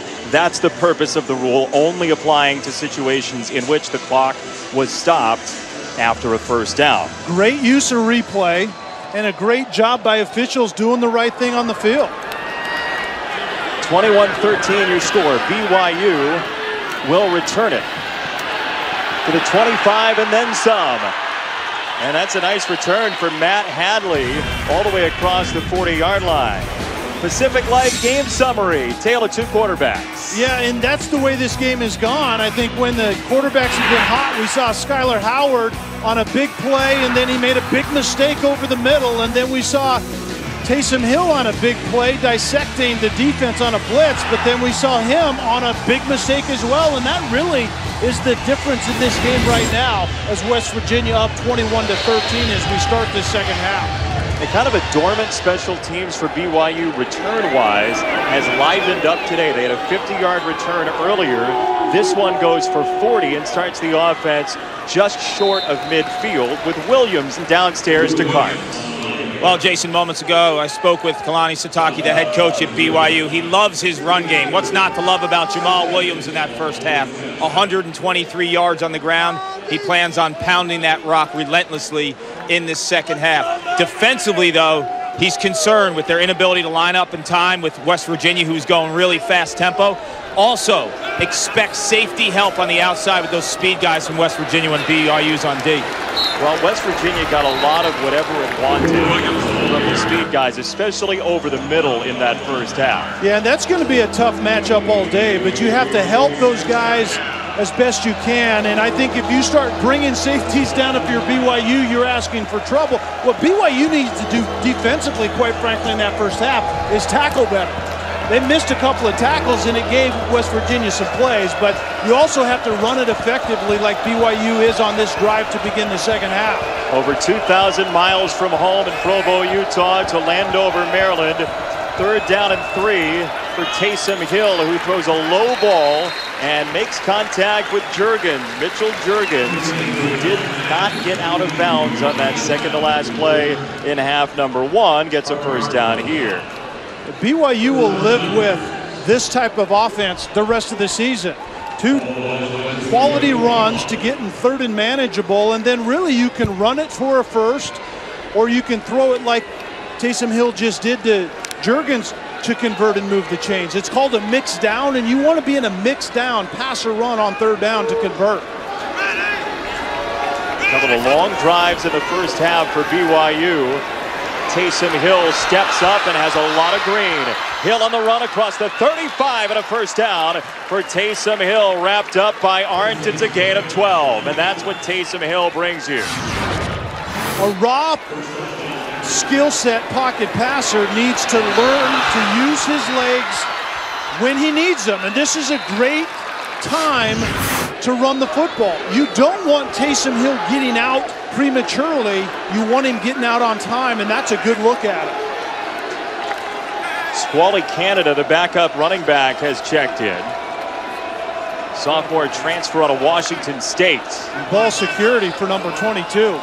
Came into the Las Vegas Bowl last year, fumbled, didn't play again, and down goes Taysom Hill, sacked by Noble Nwachukwu, the redshirt senior, his first sack of the year. And in this 3-3-5 alignment from West Virginia, Nwachukwu is that built-in pressure guy. He comes up inside, and that's another indication that in pass protection that BYU still drops assignments a little bit when they have to communicate and trade things off, and that was a good example of them not doing it effectively.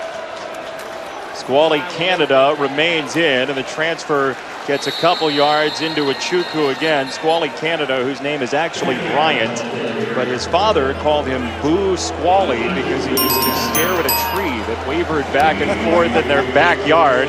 And sadly or not, it stuck as his first name. Well, sadly or not, that sounds like a kind of a sad story to me. I mean, you have nothing better to do as a small child but to stare at foliage? I don't understand that.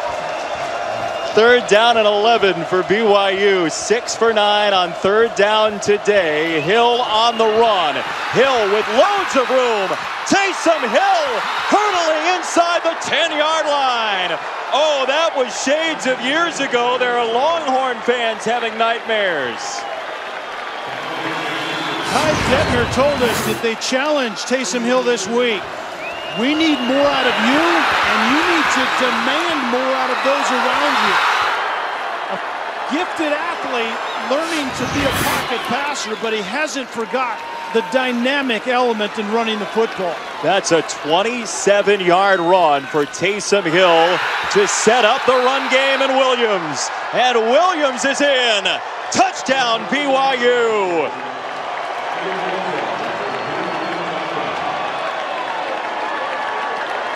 Is it too early to go for two for a coach who went for two to try to get a win late a couple of weeks ago against Utah?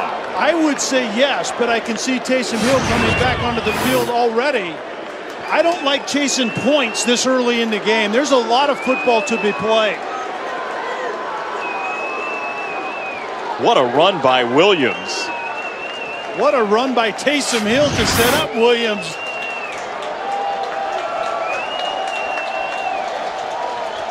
Two-point conversion for the tie for BYU. Typically, you would see Hill sprint out into the side to the right that he has three wide receivers. Hill to throw. End zone. It is tipped around.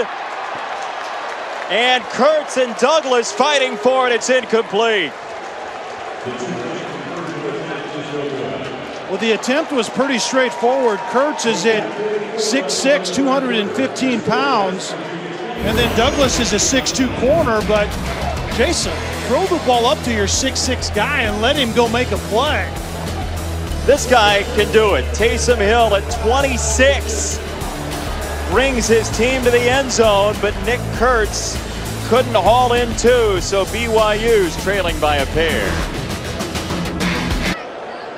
Incomplete stands on the two-point conversion for Kurtz. The ruling confirmed during the break, and Kurtz didn't have control before he hit the out-of-bounds line. And the problem was you put your 6'6" wide receiver out there and you throw a ball that a 5'10" guy can compete with. And Douglas is a very physical corner, number 13. He's 6'2" and was the more physical guy on that play, but you put 6'6" out there for a reason. You have to get the ball out quickly if you're Taysom Hill, and you have to drop it down the corner of the back pylon, and that wasn't executed well. So West Virginia gets it back with the lead. First touch of the second half for the Mountaineers and Shelton Gibson. The big play wide receiver with flags littering the field. He's inside his own 10. Dangerous field position for the Mountaineers.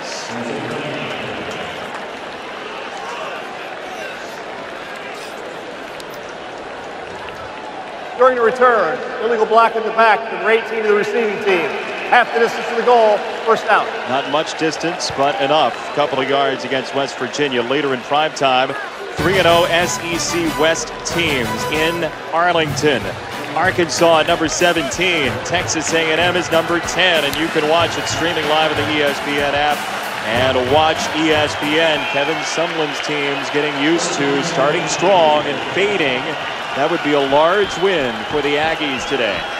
My former offensive coordinator, quarterback coach Noel Mazzoni is doing a great job of transitioning that group to more production offensively. Brought some stability to that side of the ball at A&M.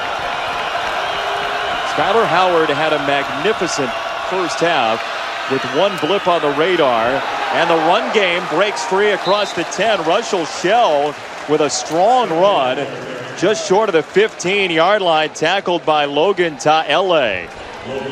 West Virginia, we talked about in the first half, wants to go fast, but you have to put some quality plays together before you can do that.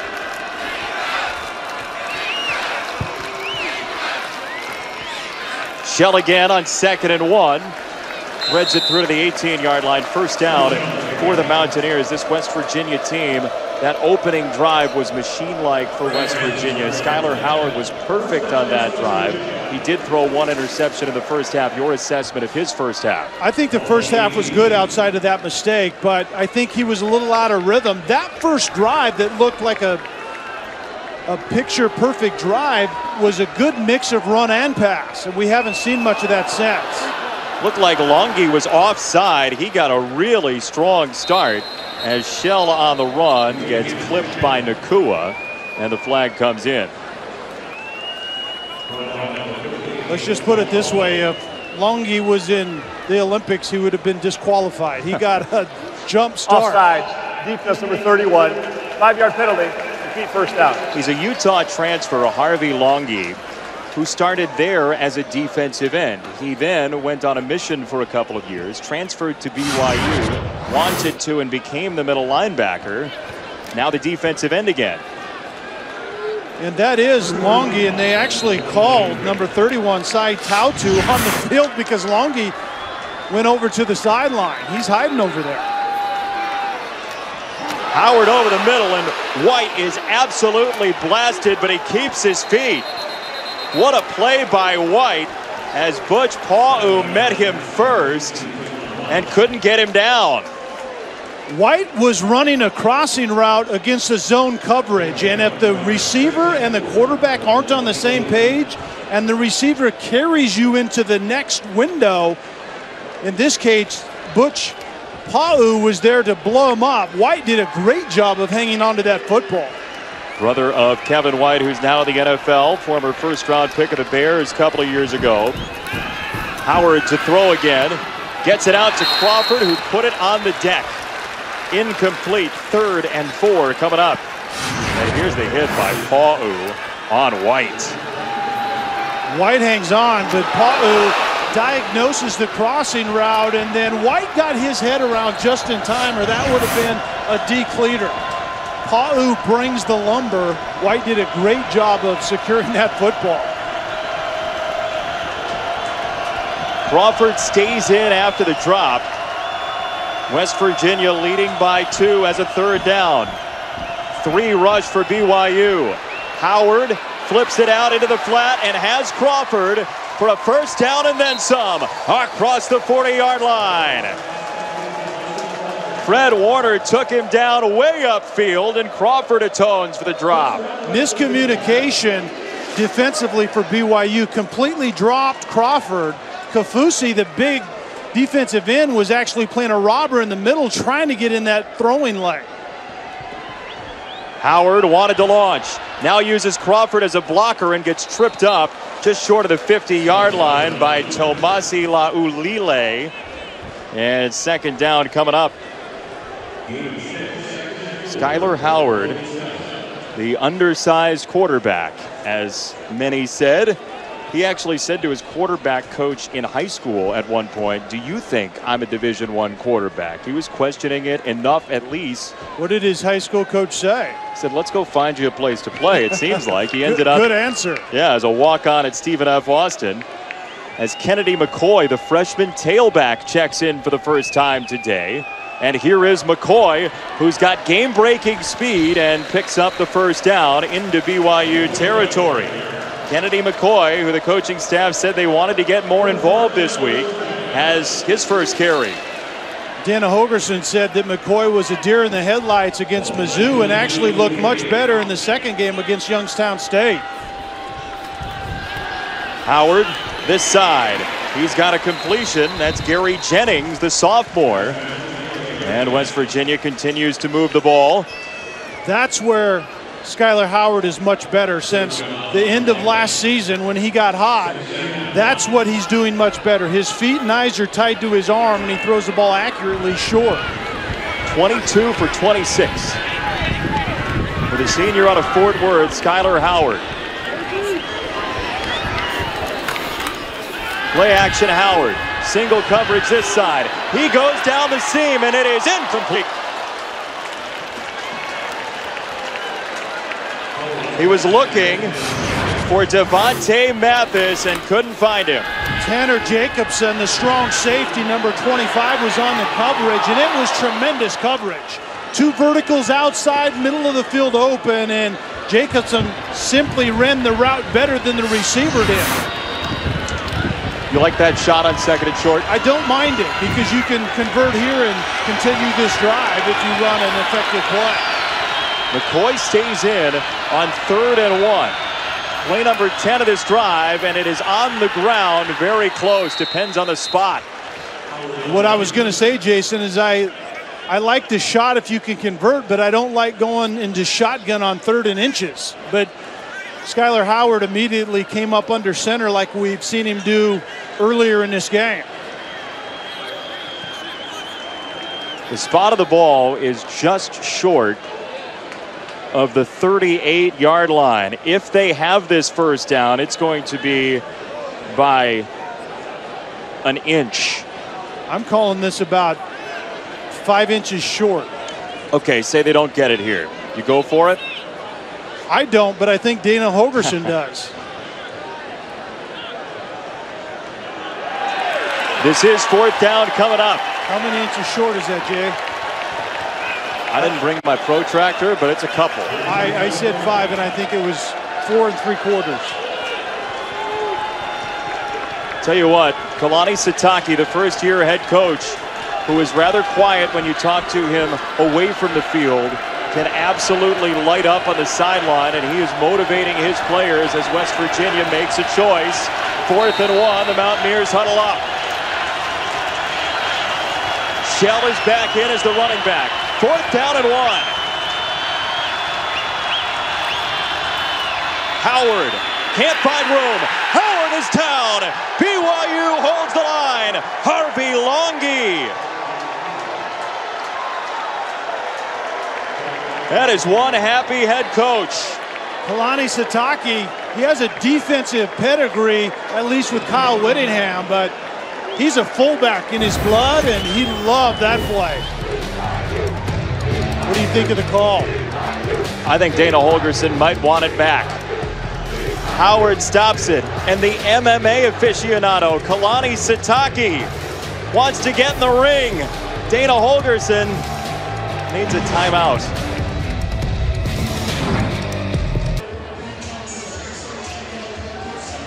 Fourth and 1. What about the play call, Kel? I didn't like the play call. I don't mind the fact that Holgorsen decided to go for it, but when you have inches and you snap it 5 yards deep, I've never understood that. Skylar Howard knows how to take a snap from the center. He did it the play before. Do the same thing. You have about a 95% chance of converting. I like the fact that Holgorsen went for it, although I told you I wouldn't have. I would have played field position in this game. Bad play call. BYU, after scoring on its most recent drive, goes with Williams on the run, and we take a look back with our Polaris Drive recap. Taysom Hill led the charge. Well, this is who BYU has not been through 3 games, but it's who BYU wants to be going forward. Timely, effective, aggressive running by Taysom Hill. And Jamal Williams needs to be the lathered up workhorse and then convert in those mixed down 3rd downs to move the chains. Williams, again, he is chasing the all-time BYU rushing yards record held by Harvey Unga for a BYU team that's over 200 yards on the ground today with another 1st down. And an offensive line from BYU that is looking like days of old at BYU, back in the Lavelle Edwards, Norm Chow, Ty Detmer days, where they just pounded people, and it was a timely, effective pass game. And the passes 70% of the time, Jason, went to tight ends and running backs. This looks like who BYU wants to be. They'll go out of the gun here on 1st down, and Taysom Hill with loads of time. Hill with the check down to the 45 and a broken tackle by Williams. And if you're wondering why BYU is going back to that, it's because the head coach, Kalani Sitake, was a fullback under Lavelle Edwards. He was one of those unicorns, and that's what he wanted as a head coach. He wants a physical, pro-style run offense, a pro-style quarterback, which they're kind of transitioning Taysom Hill to be. And they want to set the tone physically in every game that they play. 2nd down 5 for BYU.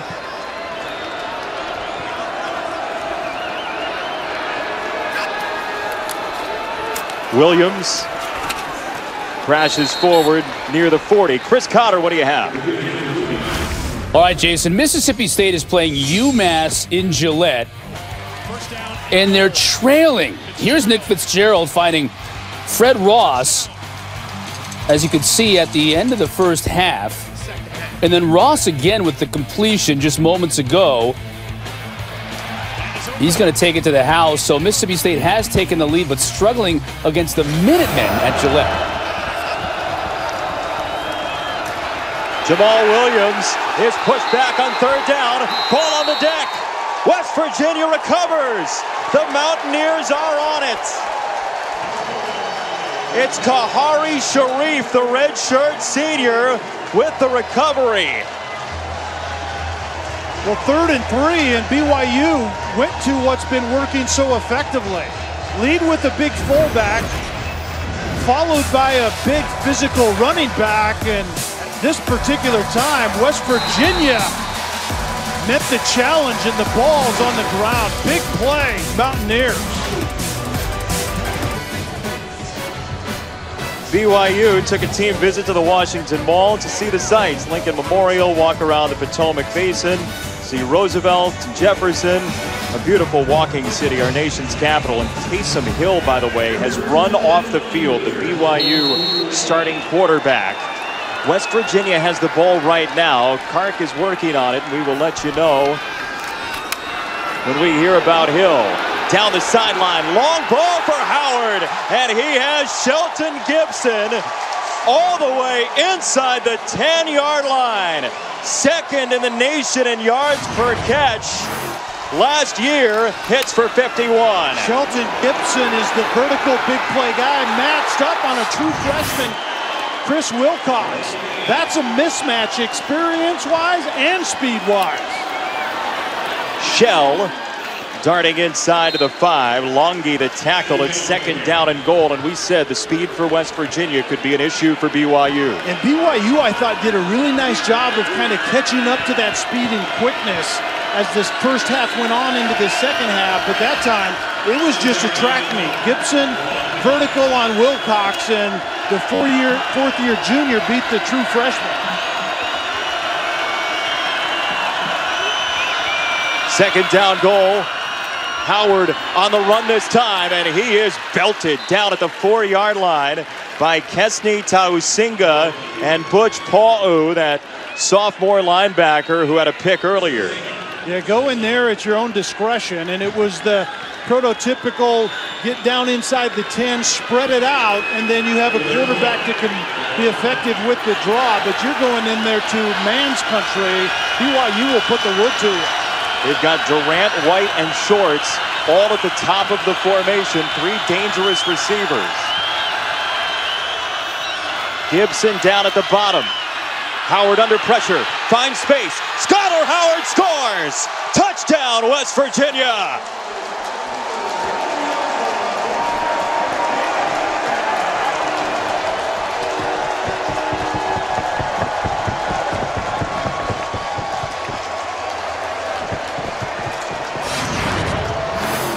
Jason, you talked about it. West Virginia had trips to the right side. Their running back went to the right side, and quarterback scrambles are most effective when the quarterback has already gone through his progression.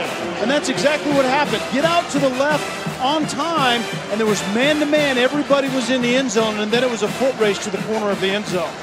Skylar Howard really raised his game at the end of last season with that 5-touchdown Cactus Bowl.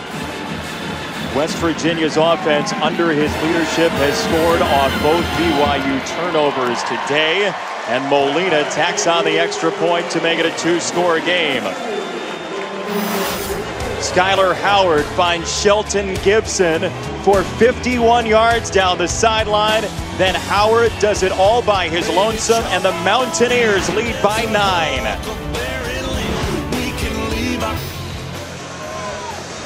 Not since the Lou Rowe, Marcus Camby days have they been so excited about sports in Amherst.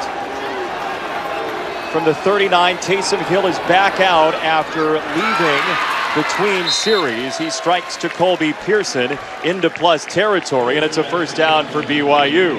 The BYU just has to go back to the things that have worked for them. I mean, this is a kind of a nip and tuck game outside of the turnovers for BYU. Take care of the football, and then it's just back to business.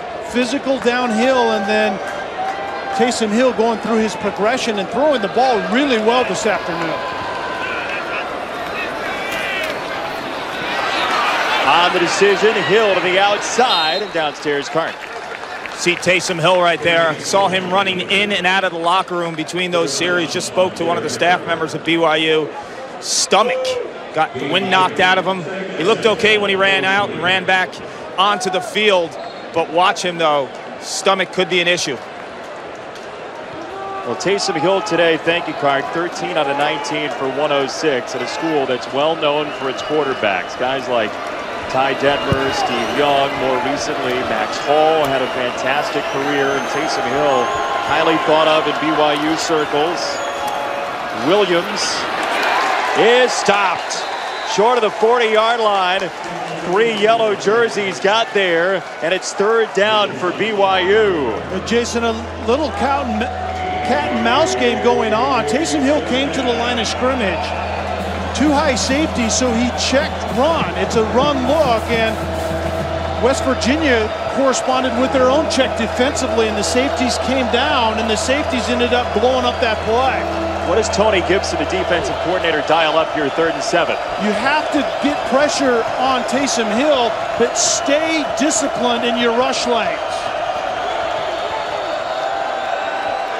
They only brought 3. He goes back shoulder to the sideline and incomplete. Fleming covering Moroni Laulu-Pututau, his first target today, and it's 4th down. He was the leading receiver coming in, hasn't been seen. Laulu-Pututau actually runs a nice route. It's designed to be a back shoulder throw, and that should have been pass interference on Fleming.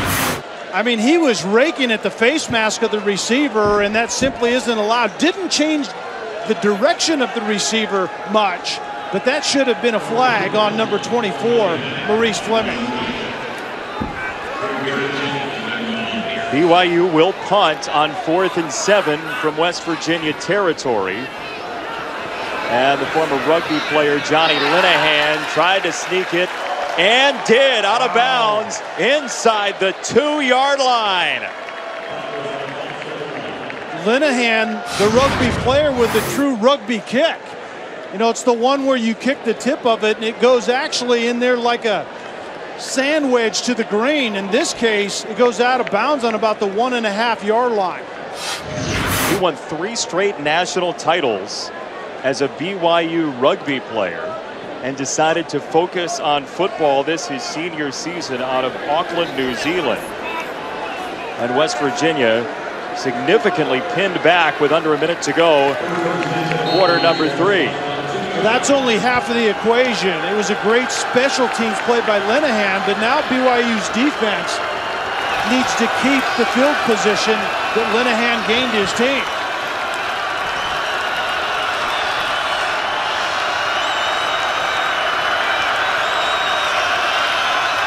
Howard from the 2. Howard to throw, tipped ball, and incomplete.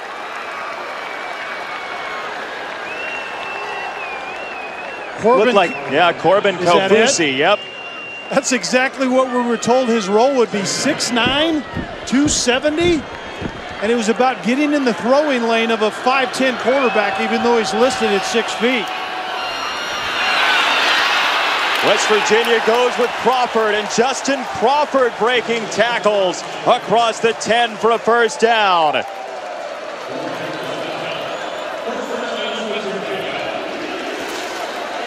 Up by a couple of scores as Crawford gets banged down and pinballed by Fred Warner on what may be, depending on West Virginia's choice, the final play of the 3rd quarter. That was a huge run by Shell, because the minimum requirement for an offense in a backed up, at least 1 first down, creates some room for your punter. It's not too late for BYU to do something defensively, however. 15 minutes left. West Virginia not far from home in Morgantown, one of 2 remaining unbeatens in the Big 12. Mountaineers have capitalized off turnovers, trying to hang on to a win here in Landover.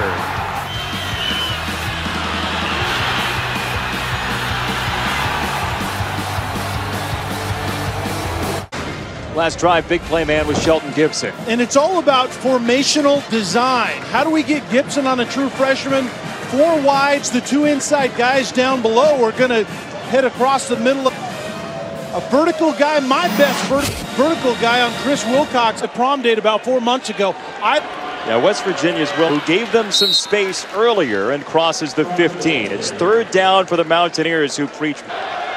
Zakeel Shorts is normally that guy. Pitch it out to White, and the brother of Kevin White, Karan White, is across the 35 for a first down.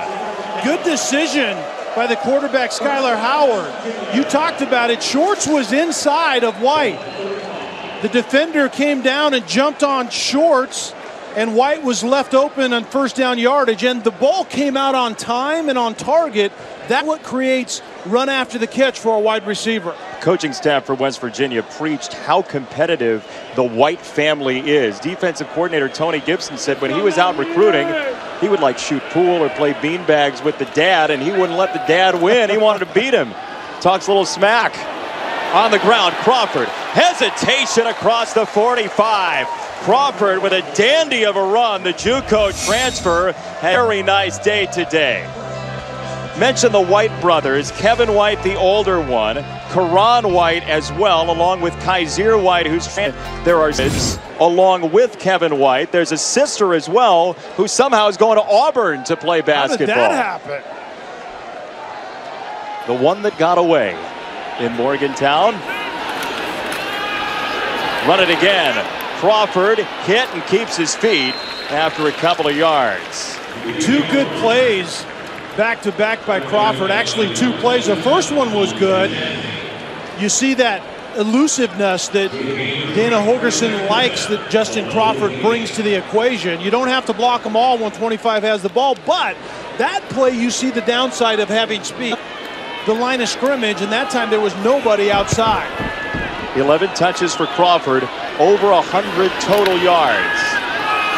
Pitch it out quickly, and Skylar Howard once again with a quick hit to the back, and it's Kennedy McCoy, the freshman, for a first down as we go into the studio and Chris. All right, Jonathan Vilma here in studio with me. Tennessee finally breaking through against the Gators. Finally, they got a busted coverage here with the linebacker. Didn't roll with Jalen Hurd for the easy pitch and catch for a touchdown. 21-10, Florida still on top, Jace. Thank you, Chris. Kennedy McCoy again in space, and he lays the wood. Oh my goodness, did McCoy put the hurt on BYU's Austin McChesney. This is how you earn your stripes as a freshman running back. Hits the ball in the outlet by Skylar Howard, and then drop the wood on McChesney. Don't run out of bounds when you're a freshman. McChesney, who has a targeting penalty to his detriment on his resume this year. He missed the first half of the UCLA game, and he hits the sideline. Shell and McCoy are in together. Howard, fake to the back, rolls this way. Howard back into play, and that is an ill-advised throw on what's been a low-risk drive. Every once in a while from Skylar Howard, that particular decision rears its ugly head. Very well defended on the back end by BYU. You're outside the pocket. All out of bounds past the line of scrimmage and live to play one more down. Still 79% Skylar Howard today. His best completion percentage year of his career so far. Big third down. Howard down the middle. He's got a man. Shelton Gibson with a flag down inside the 10-yard line. Dion Lake dragged him down before the end zone. We'll see what the marker is.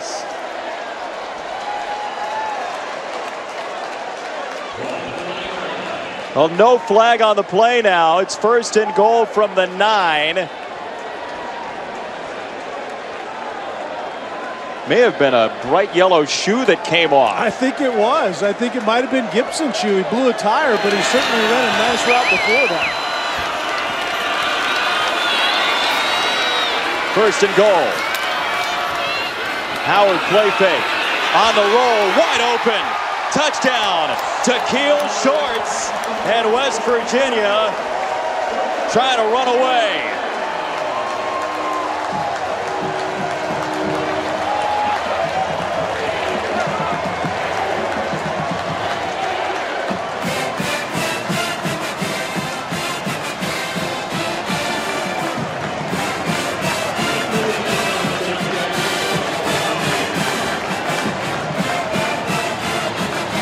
BYU calls defense its specialty, and rightfully so. It's kept them in 3 games to start the season. But West Virginia, with an electric offense, just went 99 yards to put up point number 35. The big play man, Shelton Gibson, who may need some more footwear, but got him in position. And then Skylar Howard throws the touchdown, and West Virginia is up big.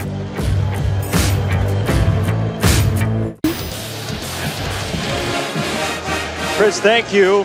BYU, a Division I independent. UMass has bounced around conference. BYU, a hopeful to join the Big 12, but who isn't? 11 teams are on the list. Should be a decision October 17th, or at least that's the idea that's been announced. BYU at least somewhat auditioning in front of West Virginia as Braden El-Bakri has the return. And here are the college football rankings brought to you by Northwestern Mutual, the AP Top 10. Alabama, an easy time. Michigan as well, blowing the doors off Penn State. Stanford, UCLA is a dandy later. And the impressive thing on that board to me is Wisconsin against Michigan State. I mean, Michigan State, I thought, you believe they still are. Wisconsin's been kind of laying in the weeds a little bit since that opening week victory over LSU, but I think next week a showdown between Wisconsin and Michigan. Taysom Hill to the outside, cutting it back in and just short of midfield. That's a first down run for Taysom Hill that goes for 16, tackled by one of those 7 white kids, Kaiser White. Mentioned BYU and the expansion possibilities. Bronco Mendenhall, before he left for Virginia, said independence isn't sustainable for BYU in the long term. That's not the feeling we got from Kalani Sitake talking to him yesterday as Juergens makes the catch. Well, I think that needs to be qualified with sustainable as far as being a player in the college football playoffs. Basically, this team has to go undefeated every year, and that I don't think is doable, let alone sustainable. Taysom Hill tiptoes out of bounds. The one thing Kalani Sitake did say is, look, we have a schedule where our guys get to play some of the best teams in college football, and I like that for my guys. That's the value of independence for BYU. Yeah, I think the way they started the year, I think, is a great example of that. But you're right, there is no room for error in that type of scheduling as an independent. I thought we were going to see what the committee would do with the quality independent last year, but then Notre Dame lost late to Stanford, so that went out the window. Taysom Hill, quick hit to Nick Kurtz and a first down. He's tackled by Fleming. Inside the 40-yard line, first down BYU. And there's the map of the teams in the Big 12. 10 teams currently, and it's all over the map, but they're looking to get in. I mean, you just throw your name into the ring right there. They all scattered all over the place. No guarantee the Big 12 will expand. Still pending. Taysom Hill on the run has decided to tuck it a bunch on this drive. And he meanders to the 31. Adam Schuler and Darian Howard collaborated. Second down, BYU.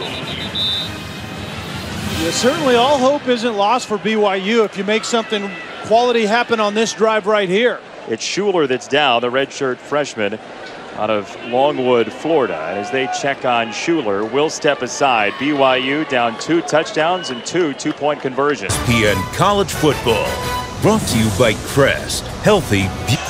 Monuments and memorials galore in Washington, D.C. One of the beautiful places to go and learn. As Adam Schuler walked off under his own power, they're looking at his wrist. As Taysom Hill tries to take BYU, Hill to throw, wants the sideline, a lot of contact and a flag. It's incomplete for Kurtz, and he drew the marker. It was Rasul Douglas who had the interception earlier on the coverage. We've seen Kurtz on Douglas before. Defense number 13, 15-yard penalty, automatic first down. And rightfully so, he's the tallest cornerback they have. And he's also the most physical, and he got a little bit too physical on this play. He is actually holding with that right hand, had a handful of jersey, but this was a tremendous catch in the end, was it not? He was out of bounds, but what a great effort by Kurtz. Penalty puts BYU inside the red zone. Under 10 to play.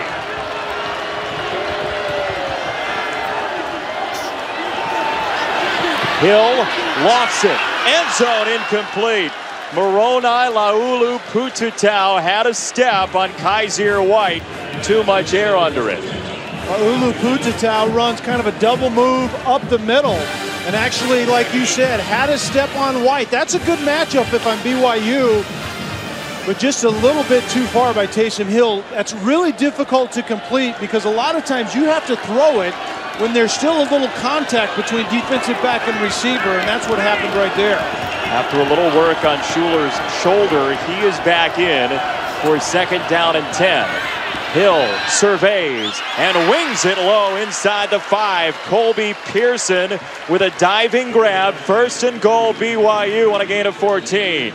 Too much room. It was corners coverage on the back end, and the safety and the underneath coverage White didn't communicate.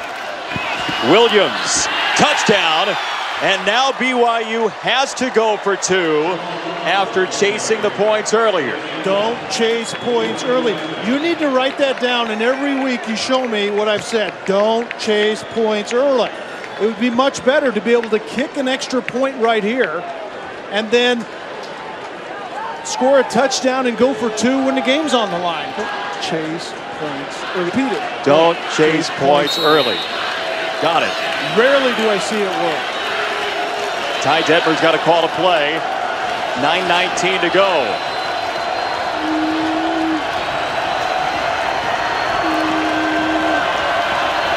Williams the tailback. On the toss and the reverse. Jurgens wants to throw it. Oh my goodness. Wachuku was there for it. Taysom Hill had to tackle him. And if that doesn't tell you how that play went, I don't know what does. You know the irony in this? Jamal Williams on the initial toss scores a touchdown if he just hangs on the ball. Sometimes as coaches, you make it a little bit too difficult. This play fooled absolutely nobody. Over Stanford also, and like Coach said, David Shaw, don't be surprised if one of those SEC schools that has too much money wants to go get another coach. Yeah. David Shaw will be. How about that? Strong words from a guy who certainly knows about coaching, jumping from places, and money. And getting money. I don't know. I let the bidding begin, I guess. If you're David Shaw and you're getting paid well, Stanford's a pretty nice place to be. Not everybody wants to be in the SEC, contrary to popular beliefs. 10-point game, and BYU will kick it deep. From the 5-yard line, Shelton Gibson, who's had a big day. Gibson finds a seam. Gibson keeps his feet, and Shelton Gibson just outside the 40-yard line as we say hello to Chris Cotter. Gentlemen, what a 21 lead early 4th quarter. Back and forth they go in a couple places along the college football. 11 years, right? Yeah, been a long for the time. last bunch. From the 40-yard line, Skylar Howard. See if West Virginia tries to protect the clock. It's not really in their DNA as Shell gets a couple of yards. Well, credit to this West Virginia offensive line today as well against a tough BYU front. They've swapped around the tackles. Adam Pankey started for Colton McKivitz, who's moved to the right side at points. They're without Yadni Kajust, got a torn ACL after week number 1. The line has held up remarkably well, having not allowed a sack coming in. Crawford in motion, quick hit, and Howard didn't even look that way. It was a forward pass downstairs for Cart. Jason, when I spoke to Skylar Howard this week, he praised the offensive line. Last year, they allowed 32 sacks after the first 2 games, 0. He said it's a big factor in his completion percentage, difference in the world, and he credits the big guys up front. Just 1 sack today against Howard, 1 for the season. It's 3rd and 7 as Crawford splits out wide. Yeah, Clark, I know a lot of quarterbacks that are much better when they get good protection. It's amazing how that works. It's a list of all the quarterbacks. Yeah, like everyone that's ever played the game. 3rd down. Howard out of the backfield. Shell. Flag comes in. Shell is short. If the flag is against West Virginia, it will be punt time. And boy, the Mountaineers needed to take some more time off the clock, don't you think? Yeah, that second down play was almost a disaster. It was the swing screen. Holding, offense number 70. The penalty's declined. Play results in 4th down. The left guard, Mateo. A swing screen out of the backfield. And it was almost a backward pass to begin with, but at best it was an incomplete pass. Stop the clock, and yes, now you're punting the ball back to a BYU team that is regretting chasing points early in this game, being down by 10 and about to possess it again.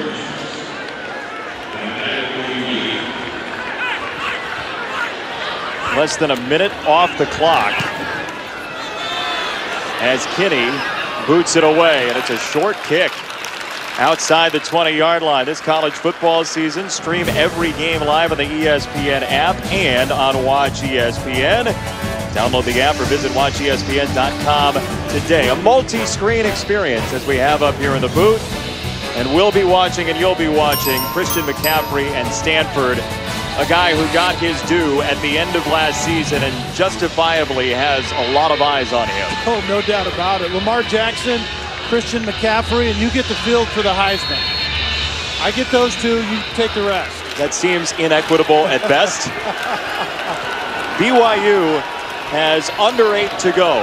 Taysom Hill to Hefo, the freshman, and he turns the corner across the 30. That last drive by West Virginia was a head scratcher, and it was a disastrous clock-killing drive. We need to keep our eye on that and harken back to that disastrous drive. Officially a $1:13 on that drive as Hill slides down at the 35. Now BYU, which has run the ball very well today, needs to maybe put some hustle in the step, don't you think? Yeah, definitely. They have 3 timeouts left, but they do need to move with a purpose right here. Kalani Sitake, the head coach, told us his favorite book is War and Peace. They don't have time for War and Peace right now. They need the digest. Down the middle, incomplete. This is 3rd down coming up as he missed Kurtz by about 8 yards. West Virginia was getting after Taysom Hill. BYU's offensive line and also Jamal Williams protected really well. Kurtz was one-on-one with the safety, ran kind of a double move, and the ball just was not close. Wachuku came hard to set up a 3rd down and 6. Hill has got it. Colby Pearson with a wonderful catch in traffic, head over heels against Sharif. A dig route. Pearson is coming inside, and a laser. That's where you see the true arm talent by Taysom Hill. It's not about his arm, it's about his eyes and his feet, and they've been much better today as well. From midfield, Taysom Hill stepping up, looking for Hefo. He overthrew him. Hefo had a surefire. Their big play guy they're trying to get in the mix a little more is on Sharif outside, and you're right. I think Hill could have waited a little bit longer with good protection, let the vertical clear up a little bit, and then drop it in the shirt pocket. Big missed opportunity. 2nd down, Williams up the middle. Williams, a strong run, bowling across the 40 and a 1st down. That play to Hefo was very similar to one they missed on 4th down on their opening drive last week. You're exactly right, and I think when you have the protection as a quarterback, give your receiver a little bit more time to provide some clarity for you. Hill, zip on it. Great catch by Kurtz. What hands by Nick Kurtz to the 19-yard line. 1st down, BYU. Kurtz is not a quick twitch type of guy that's going to run away from people a lot, but he's 6'6" with long arms, and he needed all of it right there on that play. Great catch by Kurtz. Squally Canada is hit in the backfield. Nana Kairum got a piece of him before he got to the line of scrimmage and no gain.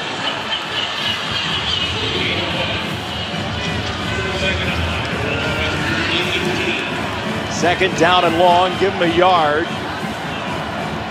Taysom Hill, pressured coming down the middle. Hill's got a touchdown. Moroni Laulu Pututau And BYU is an extra point away from being down 3. The Ulu Putatau is matched up, basically running a skinny post route on the safety, Jeremy Tyler. Quarters coverage, Jason, turns into straight man-to-man about 90% of the time because of the way that they read routes, and the Ulu Putatau won that matchup. Extra point is good. 121 seconds, 79 yards. Taysom Hill with the score. BYU Appalachian State game, and the Vols have responded very well. Here, West Virginia a 3-point lead after a short drive by the Mountaineers that zeroed out. BYU a quick drive for a touchdown. And now the Cougars are within 3.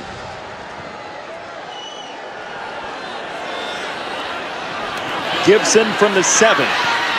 Shelton Gibson chooses the outside lane. Gibson down the sideline. And a burst across the 35, setting up West Virginia with good field position. Is celebrating its 12th year sponsoring the Good Hands Field Goal Nets. All-State makes contributions to participating universities' general scholarship funds for each field goal and extra point kicked. To date, All-State has contributed millions in scholarship funds. So, Kelly, a minute and change off the last drive. A minute 13, I think, to be exact, and it was dreadful. How do you make this one not so dreadful? You have to run your offense, first of all, but you can't abandon the run game. Your primary goal on this drive is to do one of two, maybe both things. Burn time off the clock and force BYU to use timeouts by driving the football. So a mixture of who their offense is, running the football, that underneath pass game that was so effective on a few drives here with Skylar Howard throwing the ball accurately. Those are the things you have to do. You don't have to do more than what you've done already. David Long, the redshirt freshman linebacker, getting helped off the field. The big plays for West Virginia came in bunches last year. Howard to Gibson, and those two have combined for a very solid effort today. Skylar Howard, Shelton Gibson.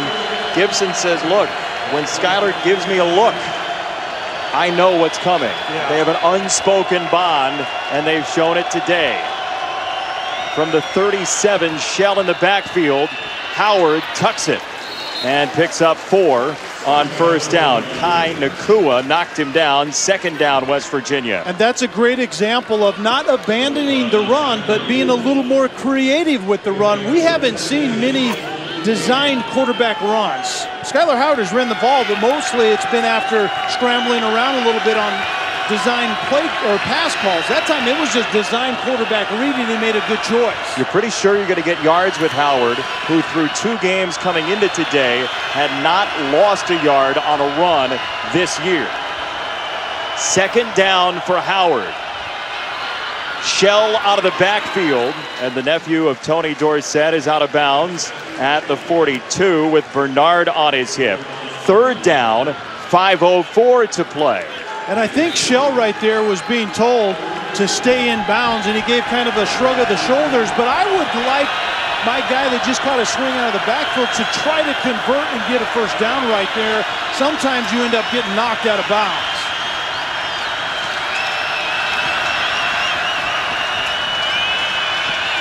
Howard's looking to the sideline, and it looks as though West Virginia is going to burn a timeout. Well, that's one way to take some time off the clock, is to stand around, and the Mountaineers do use a timeout.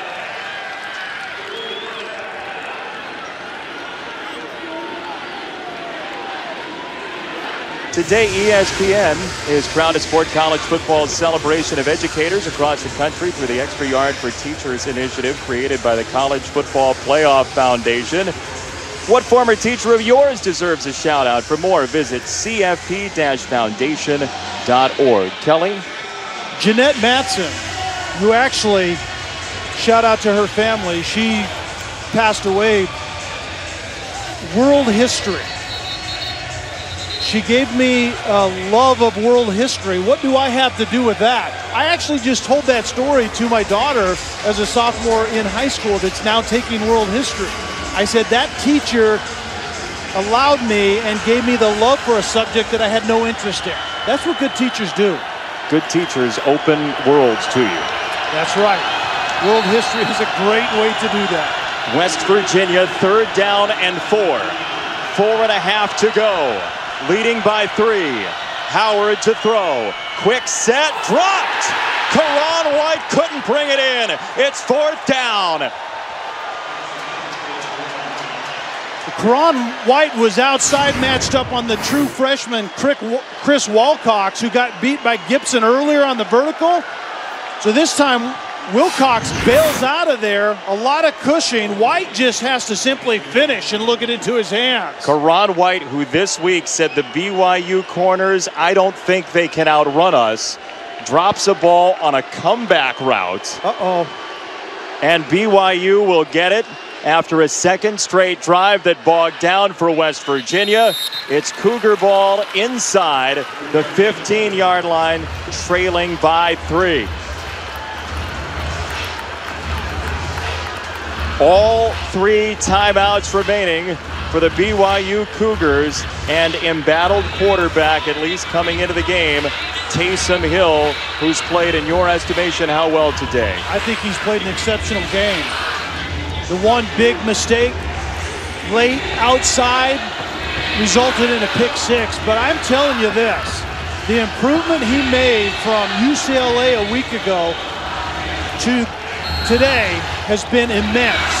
But you gain confidence when the people around you are also playing at a higher level, and his offensive line deserves a ton of credit here today.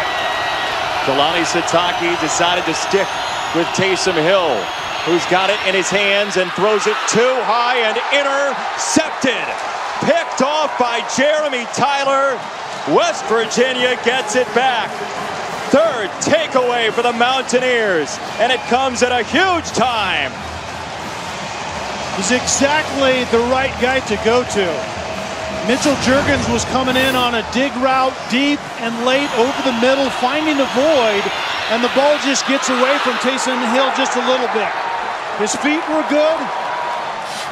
He spun it well. Sometimes it was just a little high, and you hope that your receiver can bail you out and climb and get it, and Juergens couldn't quite do it on that play.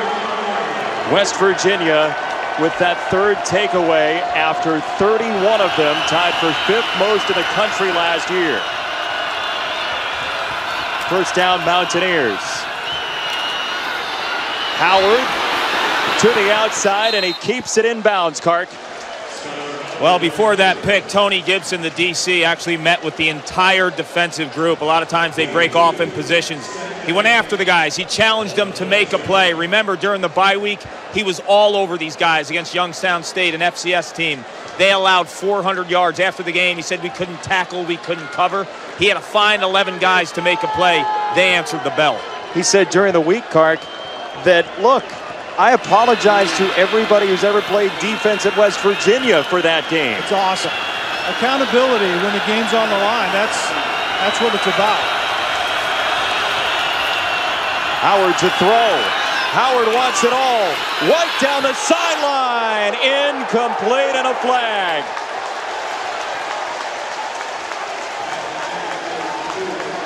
Chris Wilcox.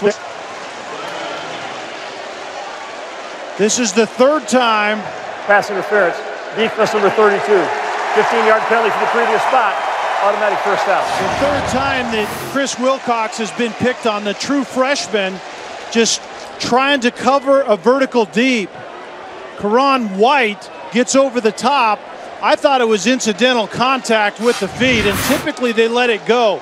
The field judge on the play was going to keep his flag in his pocket. The back judge threw the flag late from the middle of the field. It may have been incidental contact with the feet. You're right. Was the other official looking at the arm into the back is the question.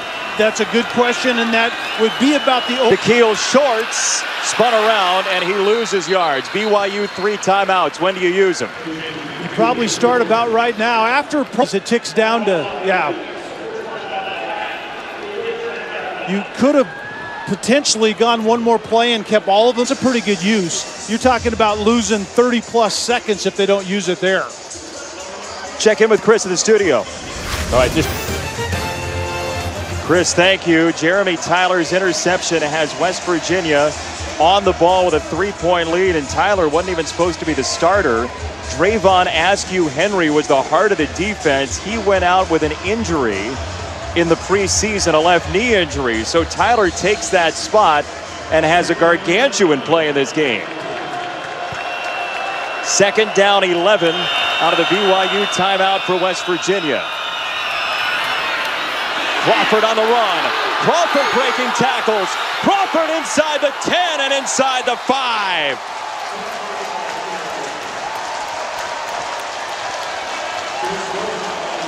You don't have to block them all when Justin Crawford carries the football. That's what head coach Dana Holgorsen told us. And every offense needs a little shimmy and a little shake. And Shell doesn't provide that from the mic as Crawford is.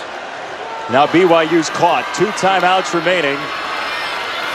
And the snap comes. Howard wasn't ready for it. Shades of Auburn.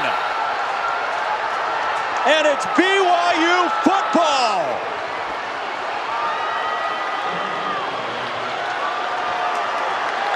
Francis Bernard, the recovery.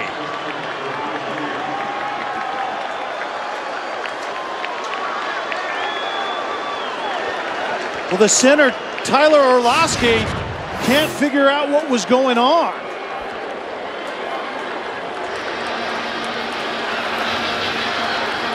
And it looked like Skylar Howard was coming back toward the line of scrimmage, not done calling the play. And his veteran fifth-year center got confused on what he heard. And Orlowski is not happy.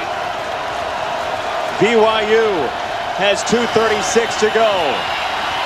Hill launches to the 35. Nick Kurtz.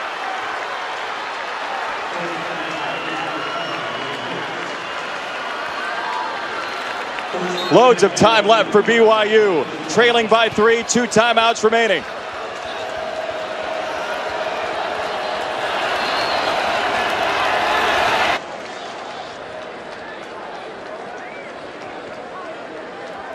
Before the snap, false start, 76 offense, 5-yard penalty, still 1st down. On a play like that, bad snap, whose fault is that normally?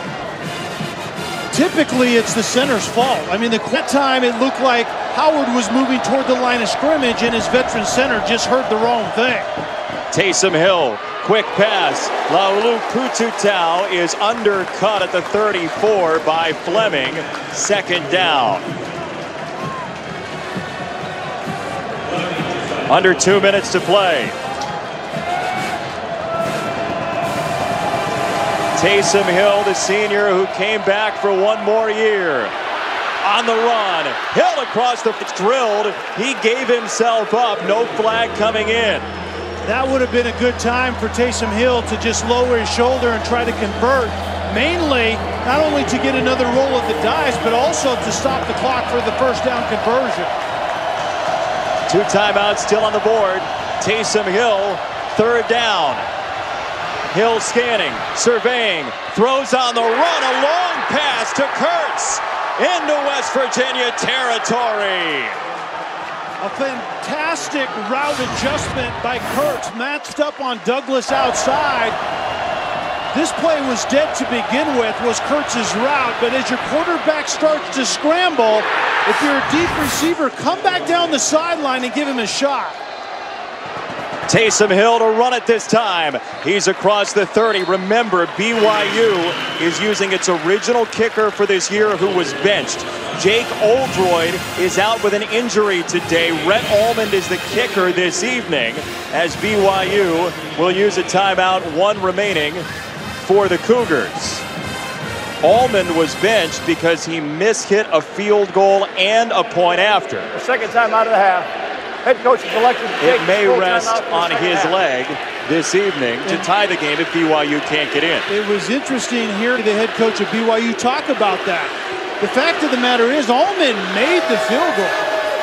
and then missed the extra point. The field goal wasn't hit right. And then he missed the extra point, so that led to that decision to set him down for a while.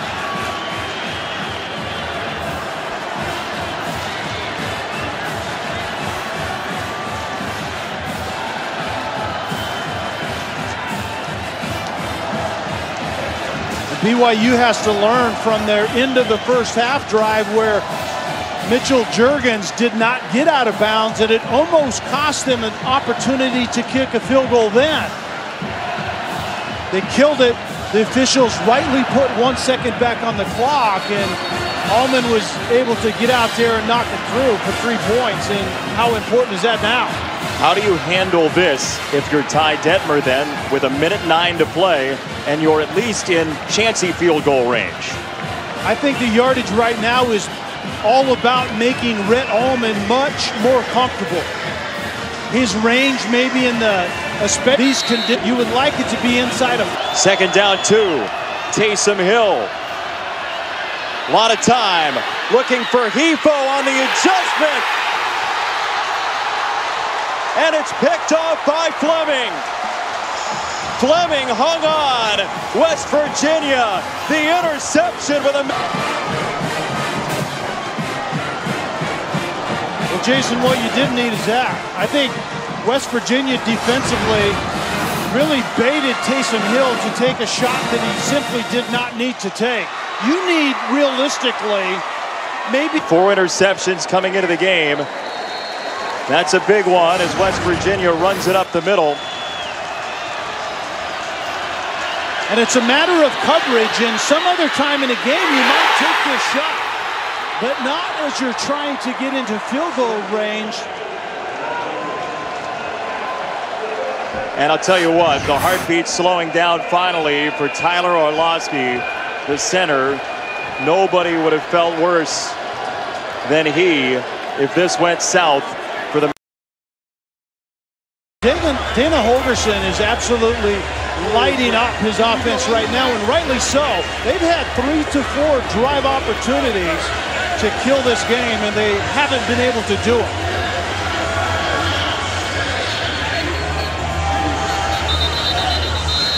BYU's out of timeouts. West Virginia has seen what's happened in the Big 12 on efforts to kill the clock late in games against non-conference opponents. Dana Holgerson is going to do the lowest of low-risk things. That's good. It's a good idea. You would imagine. Run it again.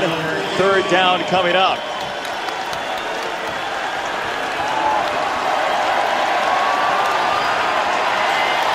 The redshirt senior, Maurice Fleming, the nickelback, with the interception for West Virginia, a defense. And that is the final play from Fez. 2 remaining unbeatens. And I think BYU is a quality team. I think their first 3 games, one of those teams in the Pac-12 is probably going to win the Pac-12 South. So I think this is a very quality win over a tough opponent for West Virginia. 35-32, your final score. Next on ESPN2, to Toronto, it's Russia against the host nation Canada. Semifinals of World Cup of Hockey. Steve Levy, Barry Melrose. Thanks for watching. FedEx Field, West Virginia, 35-32.